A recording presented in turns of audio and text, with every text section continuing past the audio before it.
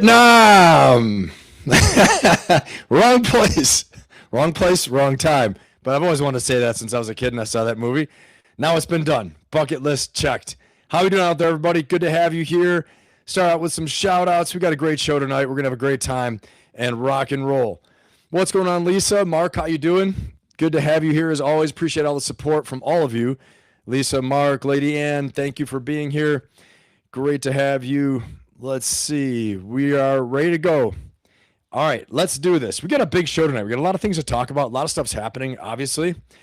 Okay, and so we're at a little bit of a different time here, but tonight is the Friday night live stream. For those of you that are new, great to have you. And we are going to be, I'm Ben Pappas, your host, in case you don't know me. Great to have you here. Don't forget to like, subscribe, and share, and comment, and all that stuff. Helps us out quite a bit. But tonight, we are going from the laboratory to the littoral combat zone, okay? This is the sit-rep. Here's our plan for tonight. Act 1, we're going to profile Dr. David Sinclair of Harvard University and his plan that his human trials that are going on very soon that say we are actually going to be able to reverse aging. Crazy stuff. I wouldn't bring it to you unless it's real. But I got to say, we got a lot of negativity out there, right? There's so much negative news. How about a little bit of good news? Because there's some good news happening, especially in science and technology. And we are going to talk about that because the ability to reverse aging, he's saying, is actually the key to ending disease. So we're going to talk about that. I think that's pretty darn cool. DG Riff, what's going on, man? Good to have you here. All right, so we're going to talk about that. Act 2, we are going to get right into the deep strategy of the Iran conflict. We're going to talk about the potential for the United States Marine Corps to seize the Straits of Hormuz, the troop movements. You're going to see I have some documentation. You guys judge about the veracity of it, if it's real or not real, of a massive troop movement about to happen. And I'm going to bring it to you and you can take a look at it. All right. But we're going to go deep into the strategy of the Iran conflict. And we're going to talk about this critical April 6th deadline and just what this means and why this current Marine buildup points to a seizure of the Straits of Hormuz. And finally, in Act 3, we're going to vent the pressure a little bit with our comedy segment, okay? So if you're new here, stick around for that. It's going to be a great time. You're going to have a blast with it. And there'll be a lot of laughs for sure. I got some good stuff. We got some good bloopers, some good clips, and I've woven a few other clips around the rest of it. So you don't want to miss a second of this. Tune in, stay tuned, keep it in the background, whatever you got to do. But let's go ahead and dive right in. And before we do that, give a couple more shout outs here to everybody who is out there. Appreciate you guys being here. All right, let's rock and roll. Let's go ahead and get this thing going. So what do we have here right now? We are going to go right into Dr. David Sinclair. All right, let's check this out. Again, Dr. David Sinclair, Harvard University. He has had a 30-year career in looking at aging, okay? And talking about aging as optional. He's not looking at this as something that is, that's required anymore, all right? Believe it or not. So let's see what he has to say about this. But here he is right here. Dr. David Sinclair, Harvard Medical School, the Sinclair Lab, Blavatnik Institute for Genetics, okay? He is a tenured professor in the Department of Genetics at the Paul F. Glenn Center for Biology of Aging Research at Harvard Medical School. He is best known for his work on understanding why we age and how to slow its effects. He obtained his PhD in molecular genetics at the University of New South Wales and in Sydney in 1995, and worked as a postdoctoral researcher at MIT with Dr. Leonard Granta, okay, where he discovered the cause of aging for yeast. And then you'll see what we're going to talk about also is how he's discovered aging in mice. Let's take a look at this clip. I think this is a great introduction for what he's doing these days. Dying at 80 is not inevitable. Absolutely, that can be changed. So if you're skeptical, I am a Harvard professor who has been studying aging, longevity, and age reversal for 30 years. And I've seen enough from my lab showing that we can literally now reverse the aging process. And it's not a question of if, it's a question of when this is going to happen. And everyone should stick around because I'm going to tell you some of the major things that people should be doing. They can lengthen your life by a decade. Hey, you're not taking that off, Stephen. Oh, You yeah. got 10 minutes Sorry. of that. So you can accelerate aging by smoking, getting an X-ray, ultra-processed foods, excessive drinking, flying a lot. I fly all the time. That's probably accelerating your aging process. Even going to a rock concert and blasting your eardrums because your ear hair cells are getting older faster. And so I look at the body like it's a computer. Okay, so a lot of things he talks about are really also not just, he's coming up with medicine right now, and he's coming up with, something that is going to, he's coming up with something that's actually going to make a difference for, I want to make sure you guys can see it. If you guys could see that clip, I'll play it again if not. But he's doing something, he's discovering medicine, but he also talks a lot about supplementation. We're going to get into that and how this applies to you today. What you can do today to actually, okay, you can't see the video? Got it. Thanks, Lady Ann. I'm going to go ahead and play it again. It was telling me it was playing, but I'm going to play it again. But the big thing is this, is that, he is not just creating a medicine to reverse aging, which we're going to see that, okay? But also he talks about supplementation, lifestyle, the things you can do that actually will bring your biological age lower your aging process, all those things like that. Okay, so let's kick that video one more time. Make sure everybody can see that, because I think it's a really important one to watch. Okay. Let me go ahead and rewind this a little bit so everyone can see it.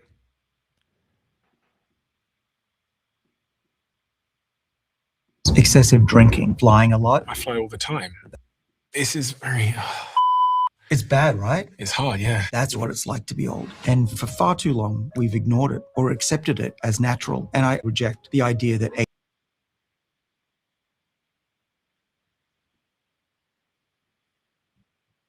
All right, for some reason, I'm having a little bit of troubles with this video. I'm going to try and fix it really quick. But the bottom line with Dr. David Sinclair, I'm going to pull him back up on the screen here for a second while I fix this video. But again, let's talk about some of the facts of what he has going on, some of his research and all those things, okay? So most recently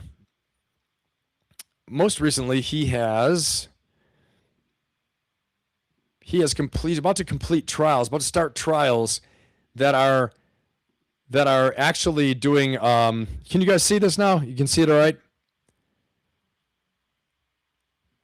So his information theory of aging, DNA is the digital code. Aging is just scratches on the CD. We're going to talk about that. His team uses OSK factors, 3 specific genes, to polish the cells back to youth. Okay? And let me know if you guys can see this right now. Can't see the vid. No, can't see it. Thanks, Lady Ann. I appreciate it. That helps out. I want to make sure that this is tracking okay. Here we go. I think I figured it out. Here we go. Okay, one more time. This is Dr. David Sinclair right here. Okay, and his team is tracking the OSK factors. Like I said, 3 specific genes that are going to polish the cells back to youth. His 2026 protocol is what we're going to cover. We're going to talk about his top foods and his fasting protocol. The foods, for example, avocados is number 1 for him, high quality olive oil. All right. And again, like I said, we got so much negativity out there, and we're going to get into a lot of the negativity, believe me, but we have so much negativity out there that we want to hit on some of these positive stories and make sure that, everybody's also getting a chance to see what positive is going on in the world. Because I'll tell you what, right now, if we can cure cancer, if we can cure most diseases, this is going to be a mega, mega breakthrough. All right, solve this little glitch. Let's get in here and let's take a look at this video about aging and what he believes, okay? This is very... it's bad, right? It's hard, yeah. That's what it's like to be old. And for far too long, we've ignored it or accepted it as natural. And I reject the idea that aging, just because it's natural, is acceptable. Dying at 80 is not inevitable. Absolutely, that can be changed. So if you're skeptical, I am a Harvard professor who has been studying aging, longevity, and age reversal for 30 years. And I've seen enough from my lab showing that we can literally now reverse the aging process. And it's not a question of if, it's a question of when this is going to happen. And everyone should stick around because I'm going to tell you some of the major things that people should be doing. They can lengthen your life by a decade. Hey, you're not taking that off, Steven. Oh, You yeah. got 10 minutes Sorry. of that.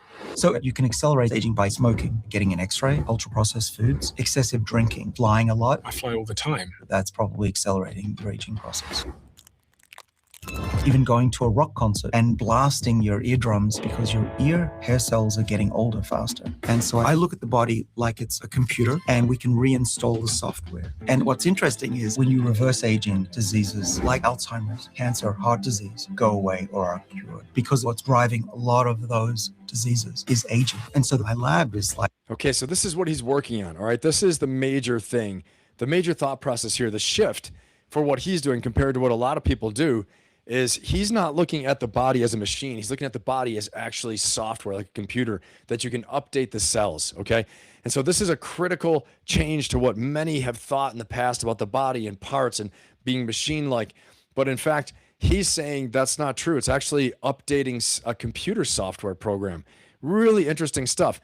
And so let's dive into it. And if you haven't seen it yet, I just put a poll up there. Okay. And the poll is basically about, do you think that age reversal will be possible very soon? And just like my headline said in the post, the community post, are we going to live to 150 very soon? He's claiming that very soon we're going to have to brace for impact because people will be living on average to 120. Okay? Give me a 1 in the chat if that sounds good to you. If that sounds good to have an average age of 120, maybe for some people need to go earlier than that, but some real bad people. But put a 1 in the chat if you think that is something that if you're excited about that, having that average lifespan be 120. What a jump that would be. Amazing stuff. All right, let's keep on going on this because there's some important stuff to cover, and I'll make sure that you guys get the most out of it as possible. Let's see here. And so something else I've got here, which is really interesting, all right, is that David Sinclair is about to start the clinical trials. He just got approved by the FDA, the Food and Drug Administration here in the United States, and they're actually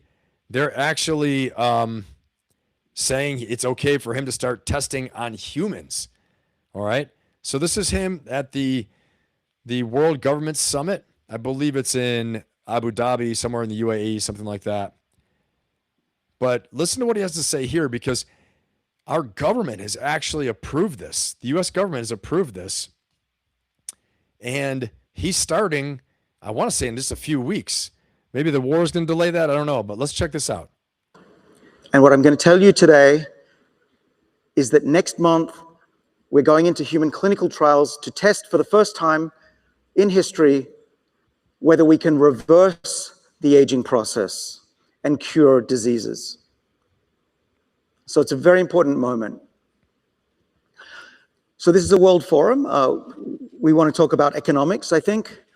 And we calculated, my colleagues and I in London, that the economic value to slowing aging is tremendous. It can dramatically improve the GDP of a country, even if you slow aging by 1 year. You just make your population live a healthy 1 extra year. And for the United States, for example, that's an extra $38 trillion. Why? Because people are not sick and they are more productive. If you So that being said, something to think about here. Okay, I saw an interview with him recently, and actually the U.S. government blocked a $100 million grant or investment from a foreign country that is not disclosed right now, investing in his lab and his company. Okay, and the reason being is that there is not just a potential for all of us reversing our age. This also unlocks the key to creating super soldiers, okay? It unlocks the key to almost the Wolverine effect, rejuvenating yourselves. You know people are going to tamper with this thing. They're not just going to be like, oh, I want to get down to 30 years old. I want to be 20 years old and stay there. You know, some people, they're going to tamper with this. Some countries' labs will tamper with it, scientists. Next thing you know, you're going to have super soldiers, some kind of real freaks out there running around. But on top of that, the economic benefits to any country are profound, as he's saying. So there's going to have a profound impact on the global economy, on a country's economy, if you have a highly skilled, knowledgeable, specialized workforce, whether the AI researchers or weapons developers, or you have, physicists, whatever it is, leaders, things like that. If they can stay longer, healthier longer, you can build up almost a compounding effect of this knowledge impact that will have on your society and therefore on your economy, and it'll make your country really powerful. Okay, so actually the U.S. government is starting to try to control and limit where this technology can go, already getting ahead of it, and getting very involved in this. So very interesting. But AI is obviously supercharging a lot of this research. And again, we've got some good news stories out there. It's not just all doom and gloom. This is something that is big. And he has a graph up here. I'm going to try and find this graph to show you guys really quickly, because it's a fantastic graph, actually. And this is the graph, okay? So if you can look on here, basically he's saying that when we're young, our bodies can repair themselves. You have cancer cells, you have disease cells, your body can clean out the cells. It has this senolytic effect, is what they call it, but it cleans out the cells, all right, and keeps you basically from getting overwhelmed by the diseases. And then as we go on, as we age, what he's saying is that the cells cannot activate or read the genetic code to play the music, is what he says. Okay, and I'll play some clips from him about that. But it's basically like having CDs, DVDs, CDs that get scratches on them, and it can't read the music anymore on the scratches. Okay, so it can't read the genetic code, and so the age reversal will prevent these things from getting out of hand. You can see it's an exponential effect of all the diseases raising up and going exponential curve, all at around, the time of past 70. At 80 years old, they really start to go up there. And again, as this clip said, he doesn't believe this is necessary. This isn't a prerequisite. Like, we have to accept this. This doesn't have to be accepted anymore, because he's figured it out. He actually found out how to cure blindness in a mouse. Okay. Give me a 1 in the chat if you guys have heard about that story, because that's something I saw trending quite a bit. Unsecure Signal, what's going on? Bobby Aller, what's up, man? And good to have you here, Bobby. And so, it's just crazy, because this impact that this is going to have on so many generations. Can you imagine if blindness is cured? He's saying that he cured a mouse's blindness inside his lab. He also cured Alzheimer's inside his lab.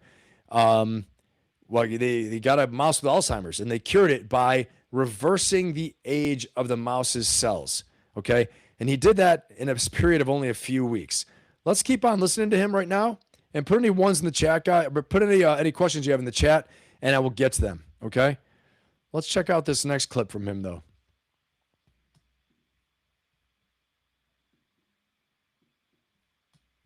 What's amazing is we found that you can rejuvenate cells so they're young again. We can quite literally, in my lab, reverse the age of cells and of very complex organs and tissues, including the eye, the most complex, and the brain. We can reverse aging by 75% in 6 weeks. And I'll show you what happens when we do that.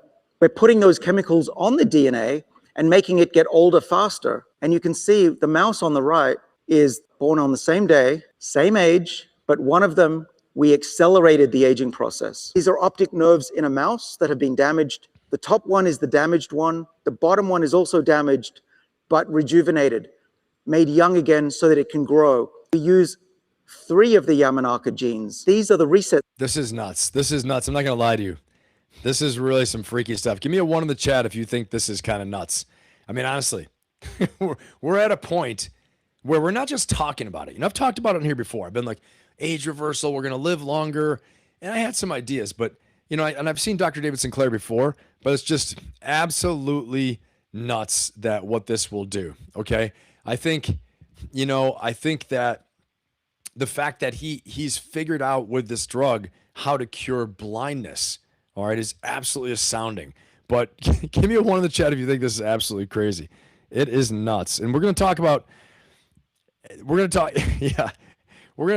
some of the supplements he recommends and some of the daily practices you can do that will actually help you to live a better life. And so what's the connection here, right? What's the connection between this and, honestly, warfare, combat, the war in Iran, all these things? Well, what I want to say is that here's the big thing for me, okay? The big thing for me is that a lot of these competitions for resources lead to war. Okay. We have a competition for oil. We have competition for controlling resources, for trade, for getting money, getting gold. Gold has no intrinsic value by itself. We decided it has value. Money means nothing except what power we give it. It represents something to us, okay? And so why is what we're talking about with Dr. David Sinclair, living potentially forever, let's call it what it is, okay? Living to 120, living to 150. He said it at one point in an interview, I'm not playing it here because it's a little far-fetched, but in one interview, he talked about we may reach the point in time where living to 1,000 was a young life, was being taken away from life too young. He said, we figured out the code, okay? And so the connection between this and warfare, we have on one this fountain of youth, and the other, the Iran war trap, right? The fountain of death, call it that, okay? You got one talking about age reversal, one taking young lives and sending them into a meat grinder, potentially, okay? And so, but why it's profound is that how many resource desires and how many needs for resources go away when you're able to live so long and your body can just take care of itself. We're still going to need things. We're still going to want to power our economy. We're still going to want to, defend ourselves, all those things like that. But, you have a different mindset, a different rush, a different time horizon in mind when all of a sudden life's not ending at 78, 80, 85, 90. Life's ending at 150, then maybe 200. You think differently. Your time horizon is different. Patience goes up. Therefore, in my opinion, possibly, and I could be wrong. I'm just making this up right now as I go. Levels of war and conflict could go down because we have the ability to have more abundance in this world, especially with AI, right? And there are many, many scenarios where people won't have to work anymore. There's this, abundance age with AI. Obviously, we already know the bad stuff. I already covered it in the live stream so many times in the summer, right? AI 2027. I talked about it with Andy Markoff last week when I interviewed him, the CEO of Smack Technologies. But we talked about possibly, the bad side of AI, but there's a good side too. And this is one of the good sides of AI. This is a good news story, everybody. And one of the things he talked about here, Dr. David Sinclair, again, for everybody who's just joining us, we were talking about Dr. David Sinclair, Harvard scientist, geneticist, who is claiming that he has discovered how to cure blindness and discovered age reversal, okay? He's been talking about this now for a few years, but he just why is this a big deal right now? Well, I just talked about the Iran war, okay? That's one thing, and broader theoretical issues. But he just got approved to do FDA-approved human testing like now, okay, in the next few weeks. This is about a month old, one of the videos I played. So that's coming very soon. He said we're going to have to brace for impact for what this is going to mean for our economy, okay? So please answer the poll if you haven't hit the poll yet. Again, here's tonight's show. We are going to do age reversal. We're going to talk about age reversal with Dr. David Sinclair from Harvard. The Iran War, Marines seizing the Straits of Hormuz, ? 3, South Park leadership lessons. We're going to get into all that. This is going to be our comedy segment. It's going to be absolutely awesome. Please don't forget to like, subscribe, and share, and comment, and hype the videos. Please hype the videos. It helps out a lot. I'm hitting a point where all of the metrics in my videos are really good right now, and because YouTube's telling me so. But I'm being told that they are seeing how it interacts with the broader audience. So they're slowly trickling it out there. So if you guys are my loyal subscribers, followers, and the community here, the Ferocious Optimist Community, if you guys hit that hype button, that's going to help out the videos quite a bit. And anyway, tell your friends to come on in here tonight. We're going to get to the Iran war very soon. But I got to pass some good news on to you guys. I got to give you some good news. Give me a 1 in the chat if you agree. Give me a 1 in the chat if you agree. It's good to have some good damn news and not just have doomsday all the time, right? That's what we've been seeing, doomsday all the time, okay? So we're going to get into some good news, a little bit more good news story here with Dr. David Sinclair. All right, and then we are going to get moving on the war in Iran. Let me see here. I've got, I think, 1 or 2 more for you here. And before I do, let me get any questions we have in the chat right now. Let's see what we got in the chat. Bobby, dude invented the question mark. I love it. DMSO helps your eyes. I will say that just experimenting but low dosage HGH will make you feel young. Yeah, Bobby, you're right about that. I don't know. I haven't done the HGH. I've done peptides before. The peptides were fantastic. They are secretagogue peptides that help you release that, but it's not the direct stuff. I've heard great things. Ireland Strong now. What's going on? Good to have you here. Awesome to have you. Welcome, welcome. You're in Virginia. No way. It's probably cold right now. Whoa. Maybe not. Maybe it's getting better. But Virginia is great in the summer. That's for sure. All right. Unsecure signal. 1-1. We got ones across the board. Let's rock and roll, please. Let's see what we got inside this right now. The poll. Do you believe that age reversal will be possible soon? Yes, 27%. No, 73%. Come on, guys. I believe it is. I believe it is. Come on. All right. Let's see. Let's see. You're cautiously optimistic, but you're still optimistic. I like it. I like it a lot. All right. Let's get it on this. Tell your friends. Get them in here. We're about to rock and roll, and we are going to crush all this discussion on the Iran war. We're going to figure out what the hell is going on. Okay. But we got a couple more things to cover with Dr. David Sinclair. I'm trying to find my damn video I want to show you guys. I got one more, I believe, from him. And actually, let's get into, here we go. Found it. All right, let's do this. These are some of the things he takes on a daily basis, okay? I want to make sure that there's a great takeaway for you guys. Like, why does this apply to you? How can you apply this to your lives? And let's hear what are some of the things that he takes on a daily basis. I've been taking supplements for about 20 years, and my father has also been doing it. He's now 83 and in perfect health. And what I learned is that there's certain molecules mostly from plants that provide the benefits of fasting and exercise. And there are three main things that I take and have taken for over a decade. The one chemical that I take every day is resveratrol, which is the red wine chemical, and that comes from grapes sprinkled into some yogurt in the morning. The amount you take is equivalent to 750 glasses of red wine per day. I don't recommend getting it from red wine. The other molecule is called NMN. NMN is a version of vitamin B3 that makes a chemical in the body that we need for life, and that's called NAD. And as we get older, we make less and less of this. And without NAD, these sirtuins, they don't work without a lot of NAD. So as we get older, our defenses decline. And so by taking this supplement, we know that it doubles the levels of NAD back to where. And guys, don't worry. I'm going to cover this again. I'm going to go in depth, in detail. I'm going to show you some of my own little stash I take, if you guys can see. Okay, NAD Plus Complete, which is NMN, what he's talking about. I first learned about this from him a few years ago. I coach my clients on this as well, too. My one-on-one clients, my clients in my Ferocious Optimist membership. We discuss these strategies as well, because I believe as a leader, so much depends on you as the leader. So much depends on you as the main driving force in your life. And energy is everything. Your health is everything. So that's what we do in the Ferocious Optimist membership and in my coaching as well, too. So I want to show you guys, I'm practicing what I'm preaching. I got this. He talked about resveratrol. I'll show you guys again. Here's the resveratrol, okay? Again, I didn't know any of this stuff until I read some of his material, studied some of his stuff before, and then I passed on the word. I'm passing it to you guys right now. Let's keep going. And don't worry, I'll bring up a list of this as well. So if you're taking notes right now, and you can always catch the replay, but I've got a list I'm going to put up so you guys can all get it. I want you to get something out of this, okay?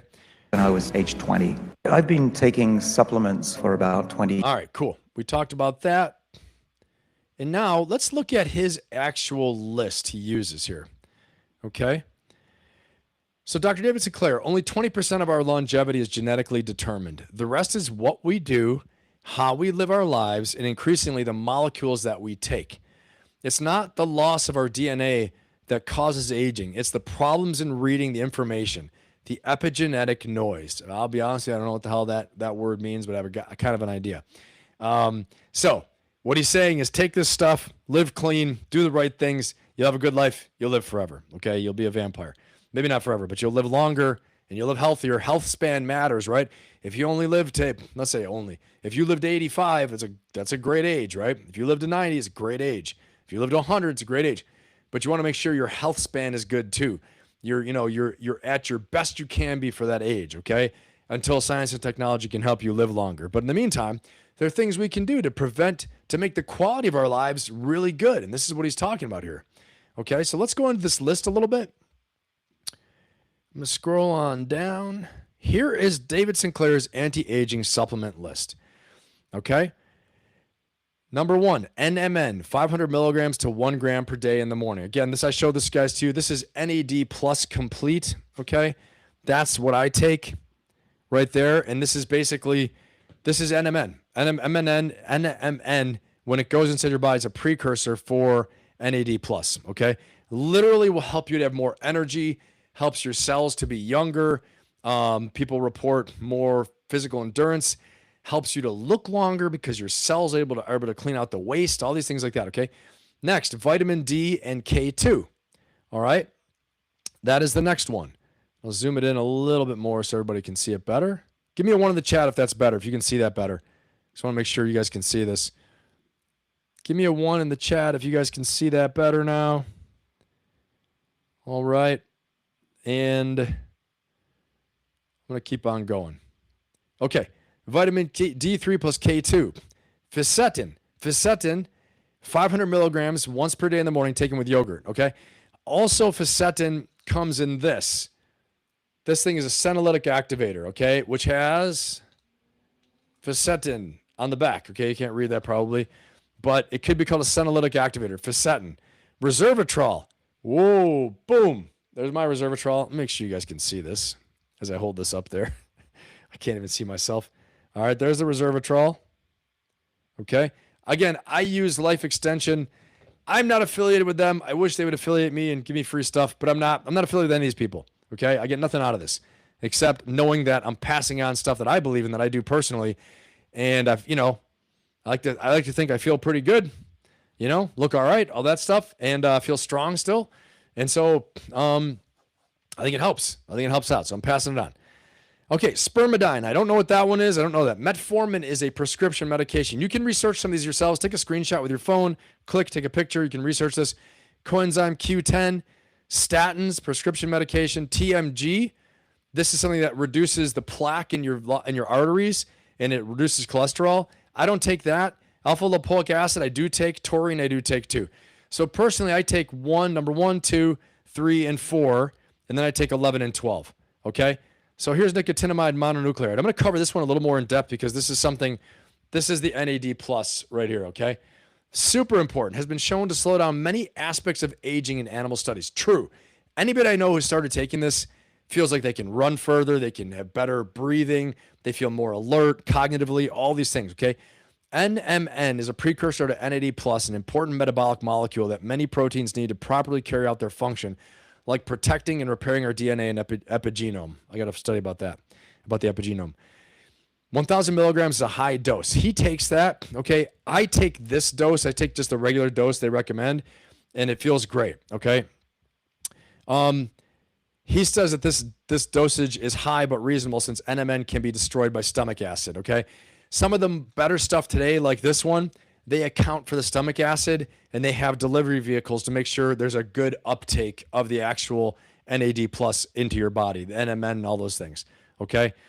All right, guys. I think, and it says also 250 to 500 milligrams is also sufficient to benefit from NMN's health and longevity promoting effects. Okay.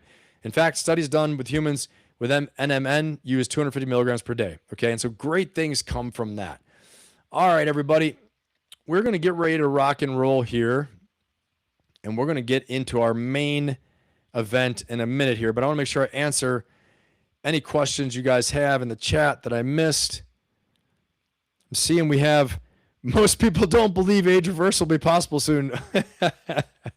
All right. Yeah, Frosty says MNN works. NMN, it works. Like M&Ms. NMN works.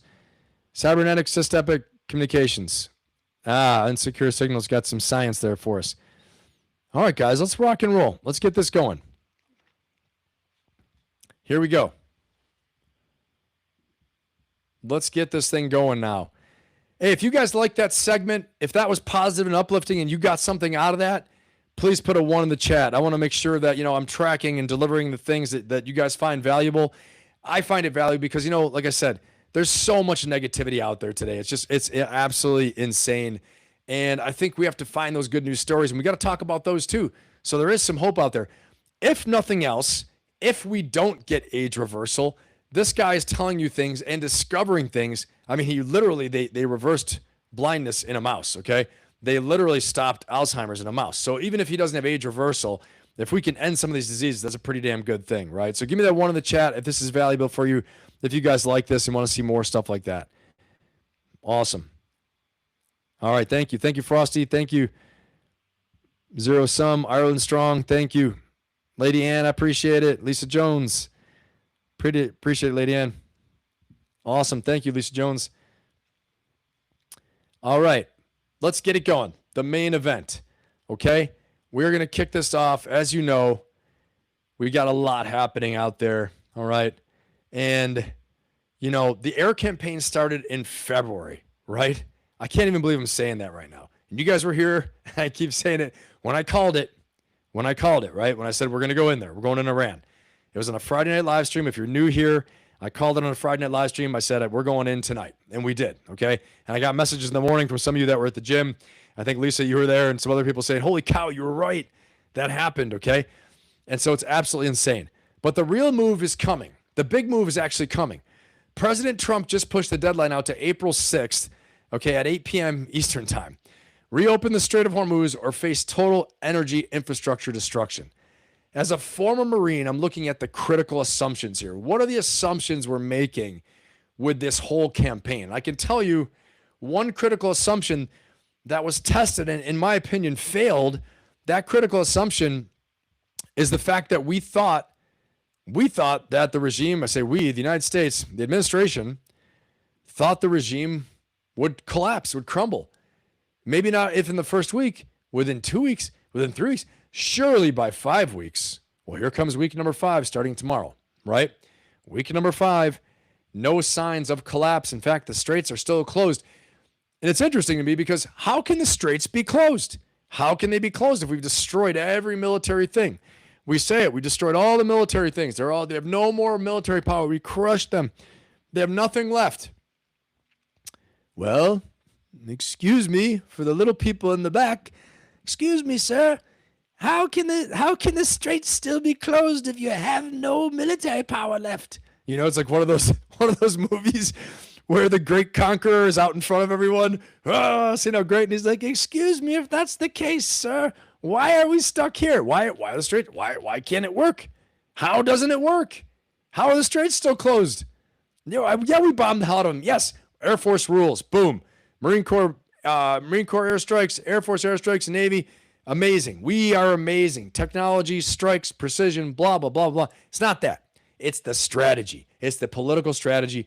And it's the assumption that they would collapse is the biggest assumption they made that has been tested and proven wrong. Now, they have flexibility, right? They've got flexibility to do things. But when you start a campaign based upon a faulty assumption, okay, and the faulty assumption that, this is a cakewalk. We're going to bomb them and they're going to go down and that's going to be it.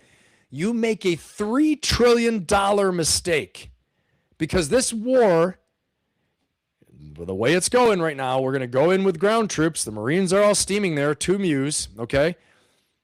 Also, you know, the Army paratroopers, 82nd Airborne, are getting ready to go. They're there. I mean, actually going in theater. When we go on the ground and we go all in, and the goal is to topple the regime, this is going to be a $3 trillion war, in my opinion, okay?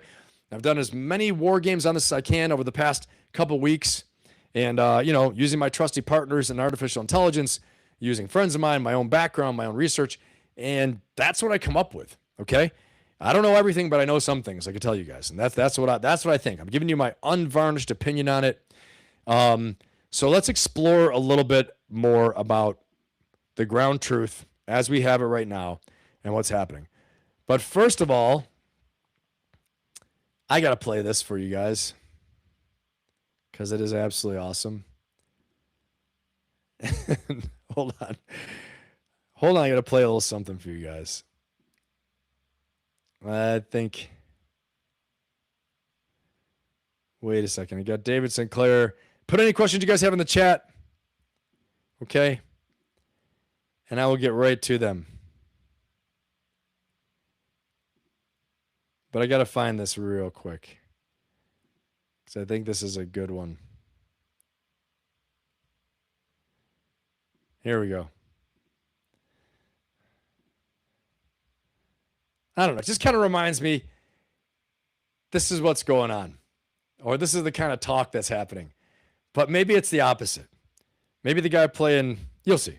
I don't know. I just think that's what's happening. This is the way my mind works, right? I think, I was preloaded with all these things as a kid.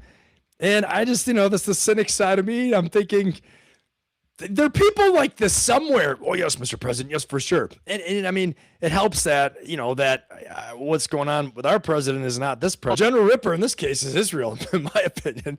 Israel is General Ripper in this case. Well, I'd say General Ripper already invalidated that policy. Okay. I don't know. Put a 1 in the chat if you think that's kind of what's going on, right? You get people in powerful places and they get their kooky ideas and they get to execute their kooky ideas.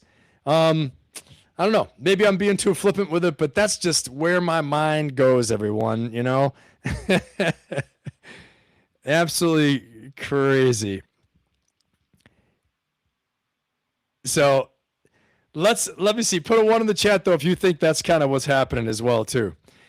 But it's nuts. It's nuts. I mean, just people get these positions of power, and then they forget what it's like on the ground, the reality on the ground. And you think it's such a strategic level. I'm a strategist, right? So this is what I'm telling you. You think it's such a strategic level sometimes, you forget the misery, the pain and suffering, the real hardships, death and destruction, all these things, because you're trying to make a strategic difference for history, for long-term generations.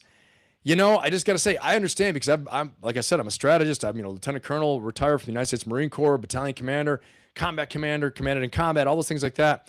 Commanded at the Force Recon platoon and company level and raid force level. Okay.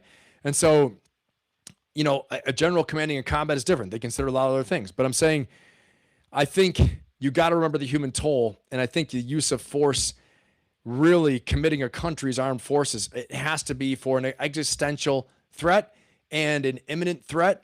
And imminent, there are different levels of imminent, right? So, but the ground force is the big thing. It hasn't happened yet. It's positioning like it's going to. And I'm not going to say the sky's falling, but there's no better way to negotiate than positioning forces. I had someone in the chat today in one of my videos made a great comment. If you're out there, thank you for it. And said, what a massive blunder to not have ground forces positioned already when you want to negotiate. Because the threat's not real. The threat's not real. I'm going to show you why the threat's not real, okay?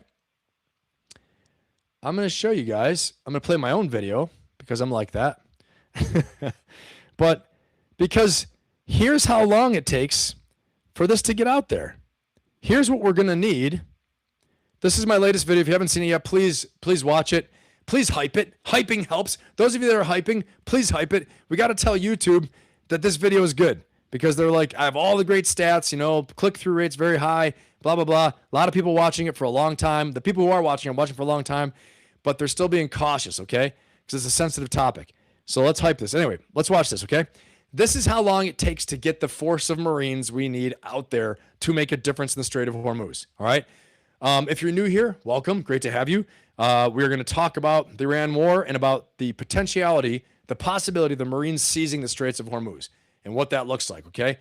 We talked a lot about a ground invasion in the past few weeks, but we're going to specifically focus on the Straits of Hormuz because, in my opinion, even if the regime is toppled, if you don't have control of the Straits of Hormuz, maybe they break into two factions. Then what? That's the center of gravity. Tehran and the Straits of Hormuz. You take away the Straits of Hormuz, you can friggin' leave Tehran, whatever. They can pretend they're in charge of their own little world, right? And the people will probably overthrow them. But we need to take the Straits of Hormuz. Here we go. Task force of at least 30 to 40 big ships. You need the big decks, the LHAs. Now, this is what I'm saying you need to get the force of Marines into the Straits of Hormuz to seize them and take control. And we're going to seize Kesham Island. We're going to seize Bandar Abbas.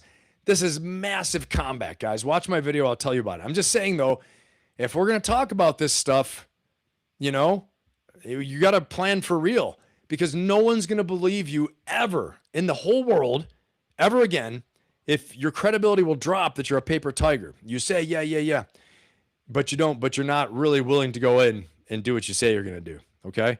The next best thing is that President Trump just says, yeah, we've done enough. We're good. But I don't think it's going to work at this point. All right. And I'm going to go back into this in 1 second, but I want to say, I don't think it's going to work. Here's why.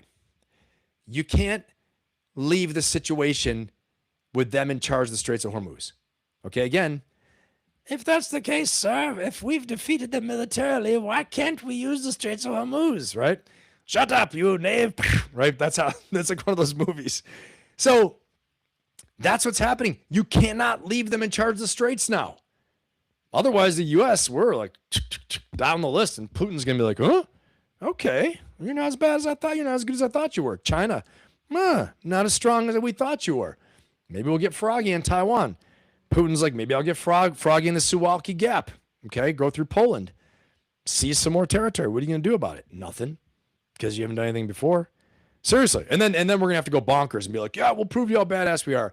And then it's World War III. Absolutely insane. We don't want that. So, okay, let's keep going. But this is how long it takes to get the force necessary to seize the Straits. All right. I don't want this. You don't want this. For my people out there who went nuts on my other video, people are commenting like crazy. I can't even tell you guys, oh, you're crazy. All this stuff like that. I'm like, look, it's a scenario. I'm telling you what it will take. You know, if I think the ground war is coming because we're doing this. I'm not saying we should do it. I'm saying this is what it'll happen. So anyway, let's keep going. So this is what's going to be needed to get the force out there, but it's going to take a long time. LHDs stacked with F-35Bs and Ospreys aircraft. This buildup isn't a weekend project. It takes 90 to 120 days to stage this much iron. By the time we're ready to punch, the IRGC has had 3 months to mine every inch of the sea floor. You can't hide 50,000 Marines in the Arabian Sea. It is a slow motion car crash that everyone on Earth can see coming. The execution, the maritime meat grinder. We cross the line of departure and enter the moat. In 2026, the Strait is a digital hornet's nest. The swarm reality, which is what we need to talk about. The IRGC Navy, the NEDSA, has hundreds of fast attack craft. These are suicide Zodiacs and speedboats armed with C-704 anti-ship missiles. They hide in the radar clutter of the islands. All right. So I gave you guys a good taste of how long it takes to get out there, but 90 to 120 days to get that type of Marine Corps force out there. But I got some news. Just pulled this up today. And this is breaking news. So call your friends. Breaking news, everyone, that has not been seen before, but I found it and I'm bringing it to you here. Because with my reporters on the ground around the world, we are finding out what's going on. It turns out the Marines are deploying a lot more people than we thought. And the Marines have an amazing capability. Anybody seen Doctor Who? Anybody ever seen Doctor Who before? Put a 1 in the chat if you've seen Doctor Who. Give me a 1 if you've seen Doctor Who. I want to see if you've seen Doctor Who before. All right. Remember when he goes inside the phone booth? He goes in that phone booth, and in the phone booth, you can go to other dimensions, going all over the place. All right. Well, I found this video that says 45,000 Marines of the USS Comstock and USS Tripoli, Rapid Response Operation at the Strait of Hormuz, is saying that 45,000 Marines are on their way, but they're on 45,000 Marines aboard the USS Comstock and the USS Tripoli are deployed in a rapid response operation in the Strait of Hormuz. So I want to tell you guys, this is so stupid. Maybe 450, maybe 2,000, right? Like the Mu, 2,200. I think this is like an AI generated, but this is the type of information that's out there, the disinformation, the crazy, crazy stuff that's out there. Okay? This is like an AI video probably. I mean, the video looks like it's good, but I think the AI, the information is probably AI. Anyways, I thought you guys get a little kick out of that. 45,000. That's news. Never heard of it. They have breaking news right there. Maybe they're just trying to get clicks. I don't know what. But yeah, so there's a lot to consider here. It's going to take a long time to get out there. Okay, first of all. Well, let's take a look at what has happened in the war recently, in the past, few days. Okay, and put your questions in the chat, everyone, and I'll get to them.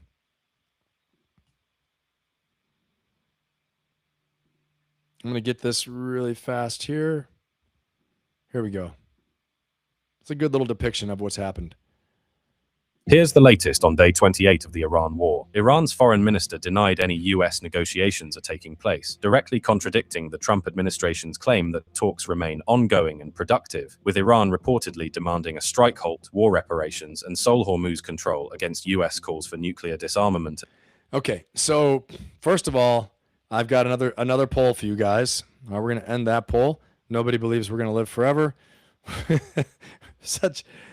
They're not going to fool this crew, that's for sure. Smartest chat on YouTube. You guys are not getting fooled. That's for damn sure. All right.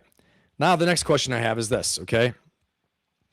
The next poll about Iran. I'm going to come up with that in a second. But the point, I want to make is that we're trying to negotiate with them, and Iran's coming back with a very hard list. Total, we're saying no nuclear weapons. They're saying we control the Straits. And we also control the Straits of Hormuz, and we have nuclear weapons. Basically, we're not going to say yes to anything you want. Okay, but the question I have for you guys is this. Are the negotiations real?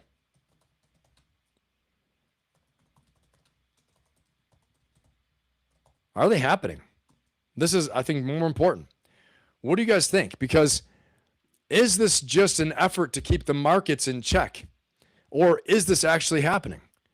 That's the question I have to ask, because a lot of things I've heard is that it's a possibility that these talks aren't even happening, okay?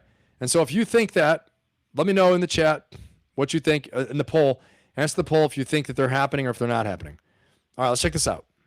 And missile limits. Trump paused threatened strikes on Iranian energy infrastructure for 10 days, insisting talks are going very well. Israeli strikes in Bandar Abbas eliminated IRGC Naval Commander Alireza Tangsiri and the IRGC Navy's intelligence chief, eliminating a key figure behind Iran's cruise missile and drone development since 2018. Trump reportedly rejected Netanyahu's proposal to jointly call for an Iranian uprising, fearing a very harsh crackdown on protesters. The Pentagon signed framework agreements to rapidly scale projectile production, including quadrupling out. And honestly, that's pretty refreshing. I'm not going to lie to you.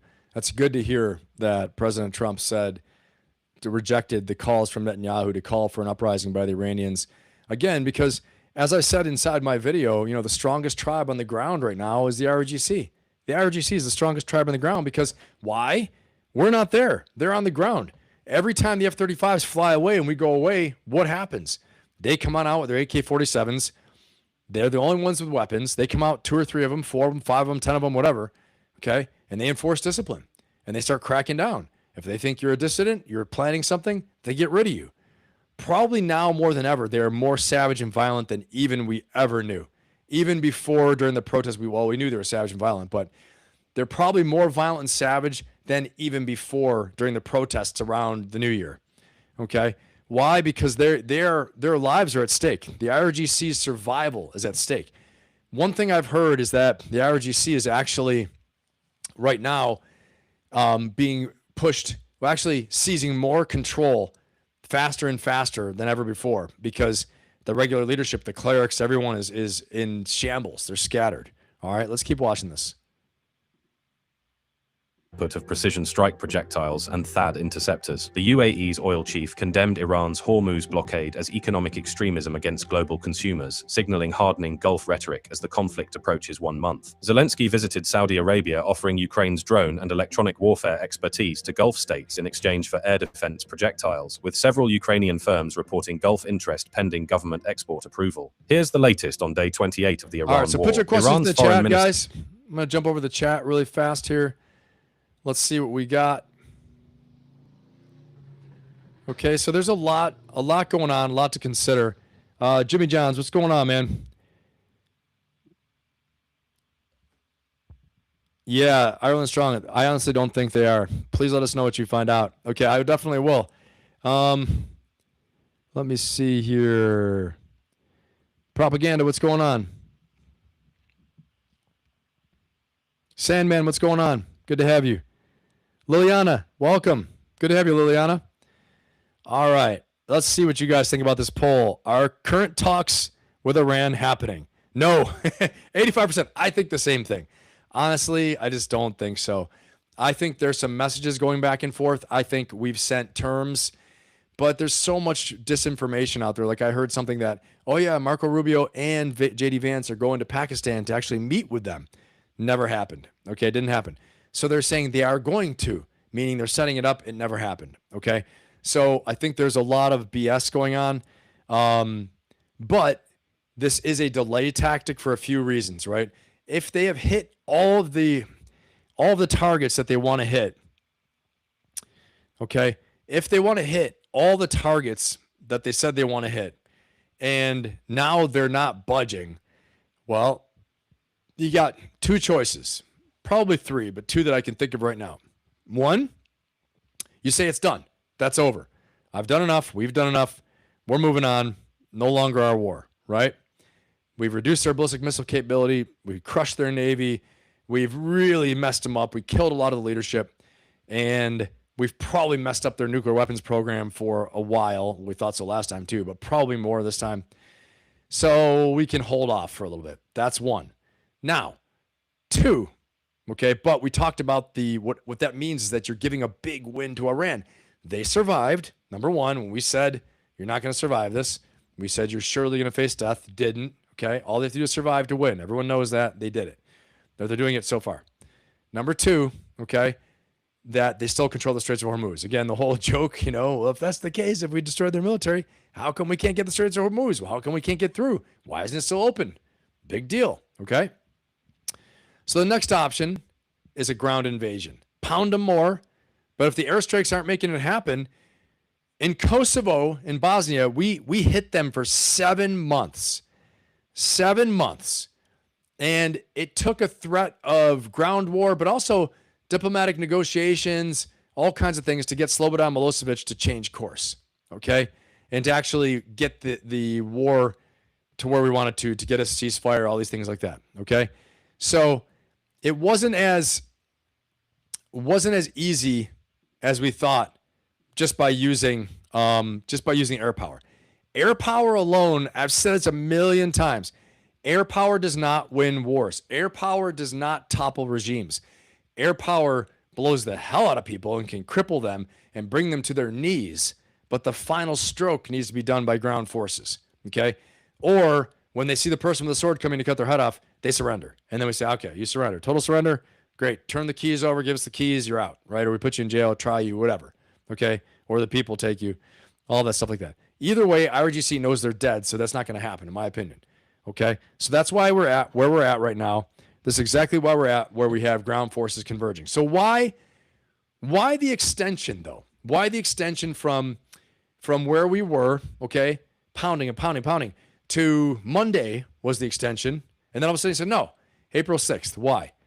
Well, conveniently, look at how long it takes to get the Marines there. That's just about the time the Marines will all arrive. 2 MEUs will be on station then, okay? Also, the Army will have a chance to build up a brigade combat team, at least a brigade from the 82nd Airborne. So we're talking probably roughly 8,000 troops, 10,000 troops in the theater, okay? So, that's part of the reason why we're doing what we're doing. Why the delay? The delay is really to have a bigger stick in theater for the negotiations, okay? So recently, Joe Kent resigned, okay? I believe it's Joe Kent. He resigned. We're going to take a look at what he says. He was recently on the Sean Ryan show, and he's talking about imminent threat and about the threat from Iran and all these things like that.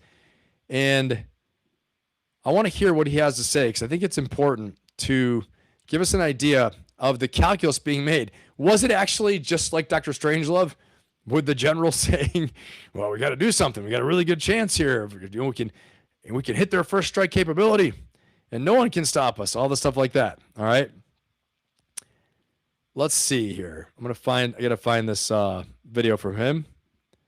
Here we are.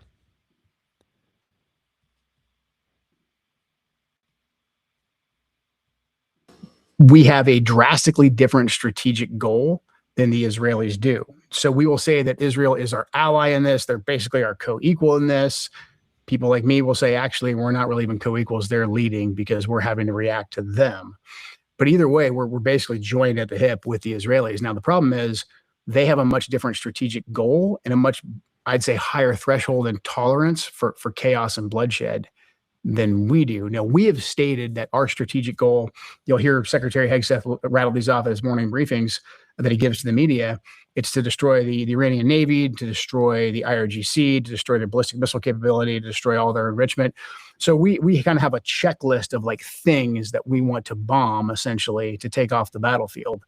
That's about as far as we've gone with stating what our strategic goal is, which I think is a big problem that we have with the GWAT, is we never really... See, so that's a great point, what he's saying, okay? The strategic goal has never really been said, right? We've said what Secretary Hegseth has said, Pete Hegseth has talked about very concrete military goals of, we're going to go ahead and reduce their ballistic missile capability. We're going to go ahead and, end their nuclear program. And as I played for you guys the last time in the live stream last week about President Trump said, we're going to end the threat, the projection threat from this regime. Okay. What better way to do that than to get rid of the regime? Now you'll hear Secretary Bolton, former Ambassador Bolton talk about, you got to get rid of this regime. So many people are saying that when you go into this war with Iran, they're not going to negotiate. Okay. It's been proven so far they haven't. Can it still happen? Yes, it can. Can it still happen? Sure it could. I don't see it right now. Obviously, there's a reason why we have all these Marines and soldiers steaming towards the region, flying towards the region, because the negotiations have not worked. We've crippled them, we smashed them, we broke all their toys, but we haven't taken their will. War is a contest of wills, and right now this contest of wills, frankly, is at a stalemate. Okay, because we've done all these things, and President Trump's talking about now we're going to smash their energy infrastructure, but we're getting into a place where we're going towards total war. Okay. And total war for a fanatical regime, unfortunately, is often what it takes. Now, their own people could wage total war against them from the inside. Okay. That's why I've advocated, wouldn't say advocate.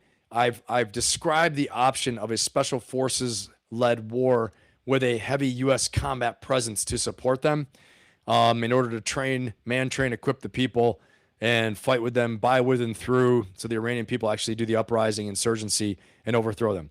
And as long as we can smash most of their main toys, they'll have a shot at doing it. But they're definitely not going to rise up unless we show that we have their back, unless they can have a fighting chance at doing this, not just get slaughtered. Because the IRGC still has a lot of people.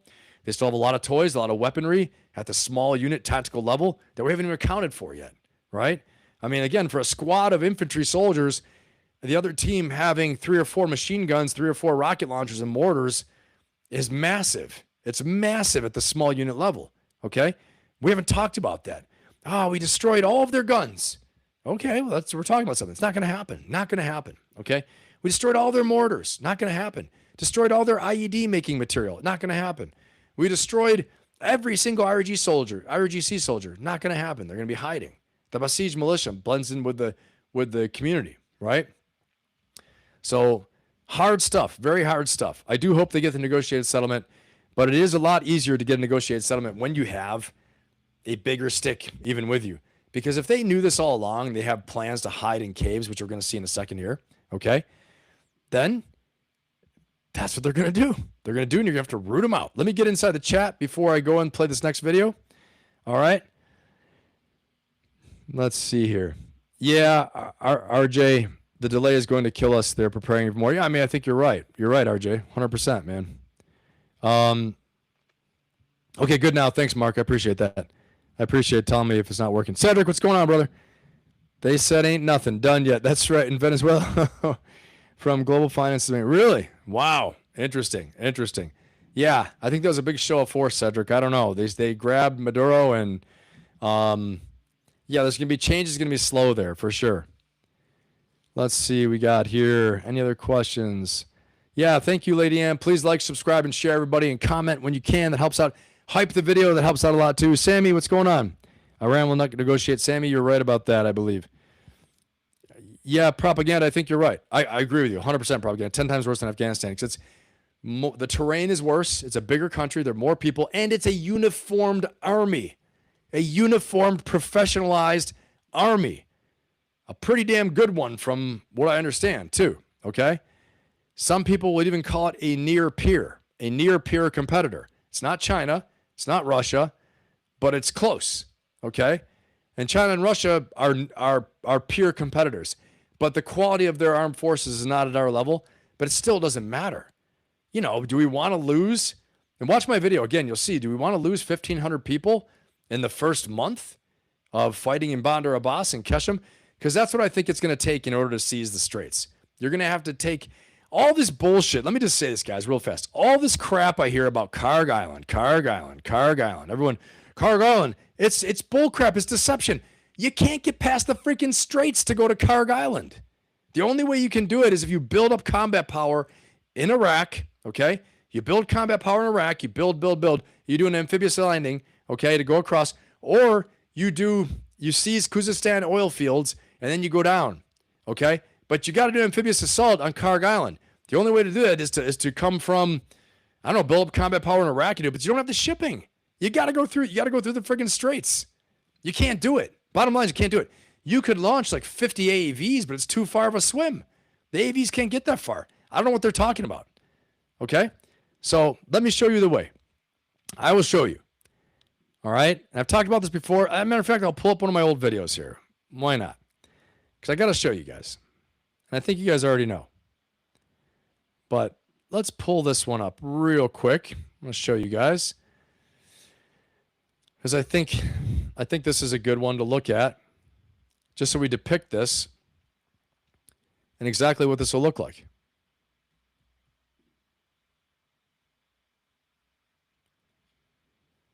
All right, here we go. So I want to show what this is going to look like.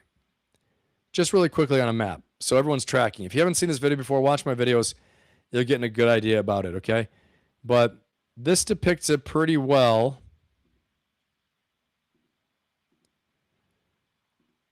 Let me get this up. Here we go.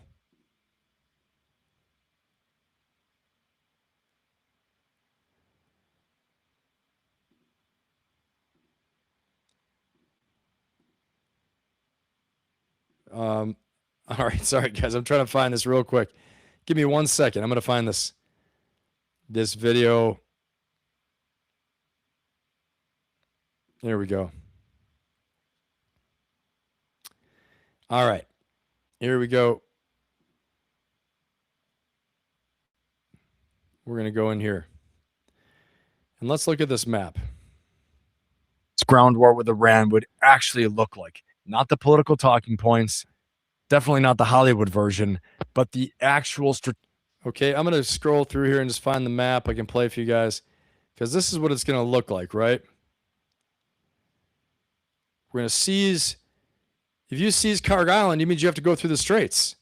You can't do this. You can't. First of all, let's consider the western access, Iraq in the Zagros Mountains. All right, there we are. Okay, let's start with the most obvious route coming from Iraq. The western access coming out of Iraq that goes into the Zagros Mountains, the shortest route to Tehran. On a map. Okay, here we are. So you can see the blue arrow going into Khuzestan. Khuzestan is where the oil fields are. Karg Island is down here, this little speck. Okay? You can't get there. You could do an amphibious landing from here, but again, the shipping has to go through the Straits. So to pass through the Straits, you have to pass through the Straits. You got to take the Straits.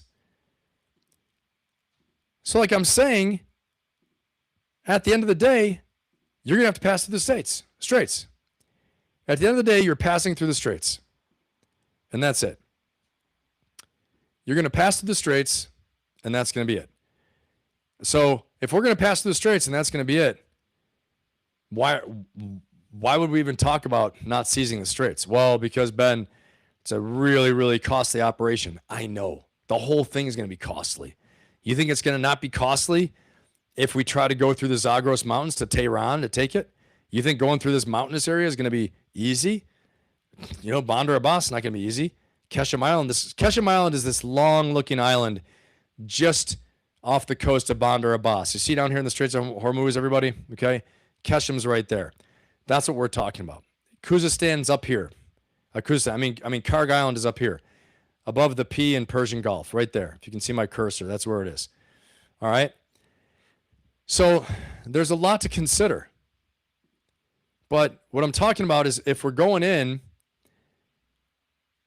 because of where we're at, because the negotiations have failed, if we're even negotiating at all, Okay. This is why it leads us, because of bad assumptions, all these things like that. It leads us right to what I'm talking about. Okay. It leads us to having to go in to Kesham Island, to seize Bandar Abbas, to seize the Straits.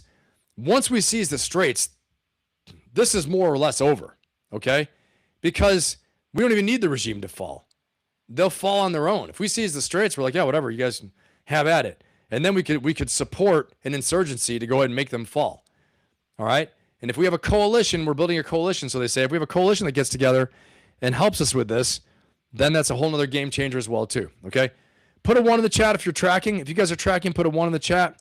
If you want me to back up and explain anything, let me know. Cedric, are we going to have to pay more taxes? Ireland's strong, the Straits of America. It probably will be, honestly. Or it'll be the Straits of the GCC. The Straits of the GCC, the Gulf Coalition Council, right? Gulf Cooperation Council. Saudi Arabia, UAE, Qatar, all those places. Okay, because I think they're all getting involved now, too. Because UAE is called for, like, the destruction of the regime. They're like, this isn't enough. It's not enough for us just to stop hostilities. Iran needs to pay. This is, when your Arab brothers, the UAE, they're not even their brothers, they're Persian, but the UAE is calling for the destruction of the regime, basically, saying it's not enough.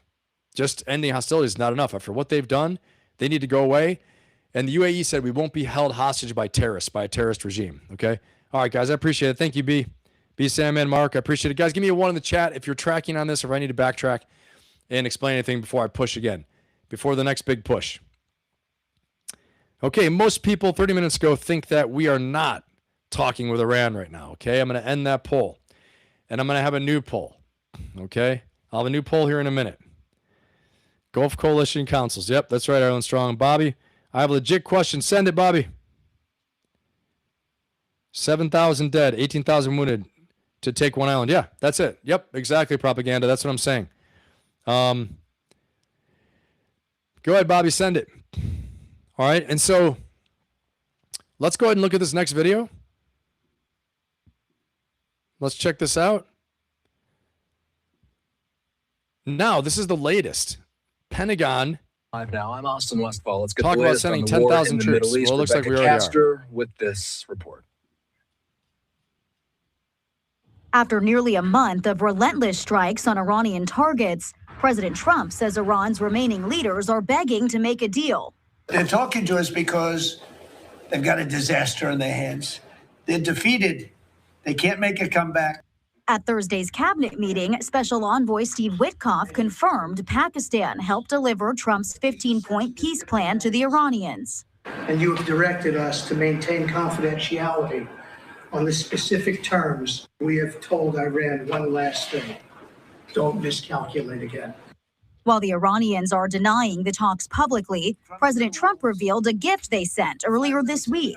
They said to show you the fact that we're real and solid and we're there. We're going to let you have 8 boats of oil. They then apologized for something they said, and they said, we're going to send 2 more boats. But the commander-in-chief is making preparations in case diplomacy fails. All right. So we know all that. We've seen this. We get it. We know that's happening. Bobby's got a question. Bobby, how is Iran handling its water issue? I don't know. It's a good question. It's a great question. Well, I think one thing is that desalination is the major way that all the countries in the Persian Gulf actually get their water, right? And so we haven't hit that critical infrastructure that I know of, and that in exchange, Iran has not hit the critical infrastructure of Saudi Arabia, UAE, Iraq, Qatar, okay? So the desalination plants are how they get their water. And the doomsday scenario says that if Iran decided to target, this is their Armageddon scenario. If we started really going at the regime, like, well, we're going at them now, bombing them. But if we do launch a final assault to destroy the regime completely, then they can't hide at all. They're saying that they will destroy all the desalination plants in the region, which will be, lead to huge problems, a lot of death, dehydration, economies collapsing, all these things like that in the region. I say collapsing might be dramatic, but economies crashing for sure. Massive destabilization in the region. Okay, lots of problems because no one is paying attention to anything else when they have no water. they're focusing on getting the desalinization plants back up. So I think that's a big way they're doing it, Bobby. But great question, man. If you know something else, put it in the chat. All right, everybody, let's rock and roll. Let's keep on going here. Here we go. All righty. We're going to hit this next little video here. And actually, I'm going to take you guys right over to Kesham Island right now. Let's take a look at this, so we can get an idea of what it looks like. Okay. So this is Kesham Island. And again, guys, if you want to see a full walkthrough, you know, seeing like what I think is going to happen, what we need to take Kesham Island and Bandar Abbas in order to seize the Straits of Hormuz, because Kesham Island is chock full of anti-ship missiles, mines, fast attack craft that are drones, flying drones, all these things. It's an 89 square mile island, okay? It's got like I want to say it has a population of 100,000 people on it, okay? Between IRGC, tourism, military bases, everything. But it is a massive strategic point. It is the closest firing position in the Straits of Hormuz that can close the Straits of Hormuz. I know I saw a CNN analyst, I don't think he knew what he was talking about, saying that, oh, they're going to seize Lubbock Island, this little island over here. Why? Kesham will just bomb the crap out. If you don't deal with Kesham Island, you can't basically do anything. Okay, so this is Kesham Island right here. We'll zoom in just so you guys get a better idea. All right, so there we are. This is Kesham Island. You guys can see Dubai. Kesham Island is this long island right here. Okay. And on Kesham Island, there are a lot of assets on there. There are a lot of things on there to be concerned about, frankly. Okay. You can see there's Dubai, Kesham Island. This is Bandar Abbas is up in here, just across the straits from Kesham Island in Iran is Bandar Abbas. Okay. And that is where the IRGC has its main naval base. So in Kesham, they have underground missile silos. They have a massive network of caves and things like that. Okay. This is the Valley of the Stars. It's a big tourist location, Kesham. Lots of sandstone caves and rocks. Okay. So why am I showing you this? Less about the tourism than it is about, you know, where people can hide. Okay. This is what we're dealing with in Kesham Island. You know, anyone that goes in there is going to have to deal with a military hiding in there and fighting from there. You don't have to root them all out to control it, but you're going to have to deal with them 100%. It's going to take up forces, going to create casualties, all that. All right, let's watch this. I think this one's really important. This is what Kesham Island looks like militarily, okay? Once a tourist paradise, Kesham Island has morphed into a frontline fortress and a new focal point of Iran's war with the US and Israel. Beneath this geological marvel lies a hidden missile city, with tunnels packed with anti-ship missiles, drones, and mines poised for warships in the Gulf. Are the IRGC's underground networks beneath Kesham now ready to lock down the Strait of Hormuz and hold the world's key oil artery at risk? With fast attack boats and coastal batteries tucked into its cliffs and caves, how many more Iranian secrets is Kesham hiding from satellites and Western navies? Once a tourist's paradise, Iran's Kesham Island has now become a frontline fortress in the war, according to recent analyses. Experts say the island is acting as a strategic anchor for Iran in its confrontation with the US-Israel coalition. With an area of about 1,445 square kilometers, Kesham is large enough to physically dominate the entrance to the Strait of Hormuz. Analysts describe Kesham as effectively acting like a cork in the neck of the world's most vital energy shipping route. Why does Iran's Kesham Island matter now? Can Trump crack this fortress as US ships retreat? Kesham Island's heart beats with ancient fury, a complex maze of canyons and towering rock pillars, carved by millennia of relentless erosion into nature's defiant sculpture garden. Deeper still lies Namagdan Salt Cave, one of the world's longest, snaking over 6 kilometers through crystalline vaults of salt hundreds of millions of years old, harboring the Persian. All right, so I think I underestimated how big it actually is. It's actually massive. More like 700 square miles and not 89. I think that was the other small island I was talking about. So it's a massive place. It's big, big, big. And to take this, like I've said before, it will take probably to take Kesham Island and again, you don't need to take all of it, but you're going to have to control a strategic point of it in order to then to protect yourselves from a larger launch, a larger invasion into Bandar Abbas. And you don't have to take the whole city again either. The smart way to do it, seize the naval base, seize the critical areas, make sure that you don't get in any bigger fights than you need to within the city. But I think you're going to see a lot of fighting because they're going to fight from the city. Okay, so there's going to be a lot of problems. Again, I think you need 1st Marine Expeditionary Force to do this. Maybe I'm wrong. Maybe people will say I'm wrong. I don't think so. I think you're going to need 40,000 Marines to do this. And I think the Pentagon is thinking about right now sending 10,000 people, 10,000 troops because of the realities of the ground there and the terrain, okay, and the threat that's actually on the ground. All right, let's check this out. Hear a little bit more before I do get in the chat. Propaganda, the bonds market is already chaos. Oh, okay, I see, Bobby. Yeah, they want to move Tehran. Interesting. I didn't know that, man. Sammy says, look like they'll go in tonight. Maybe. I don't know if they're positioned though. I don't know if we're well enough positioned though with the troops around there. These are big units that we'd know if they were there. Okay. So I don't think so, Cedric. I don't think it's a plan to make a greater Israel. I don't think so, man. I think it's a plan for Israel to survive. That's for sure. That's the one they destroyed was Kesham Island. Yeah, I don't think Kesham Island's a monster, man. It's a monster. Oh, okay, I see what you're saying, Bobby. Okay, yeah, maybe. But the reason why is we're trying to weaken Kesham Island then, for sure. I say we. But, the administration is trying to weaken Kesham Island because of the coming assault, for sure. I think Karg Island is a feint. I think Karg Island is a deception plan. Guys, put a 1 in the chat if you think the Karg Island is a deception plan. Okay, if you think going to them talking about Karg Island is a deception, it's just deception. Put a 1 in the chat if you think that, because I think Karg Island is a deception. Okay, I'm gonna see what you guys think.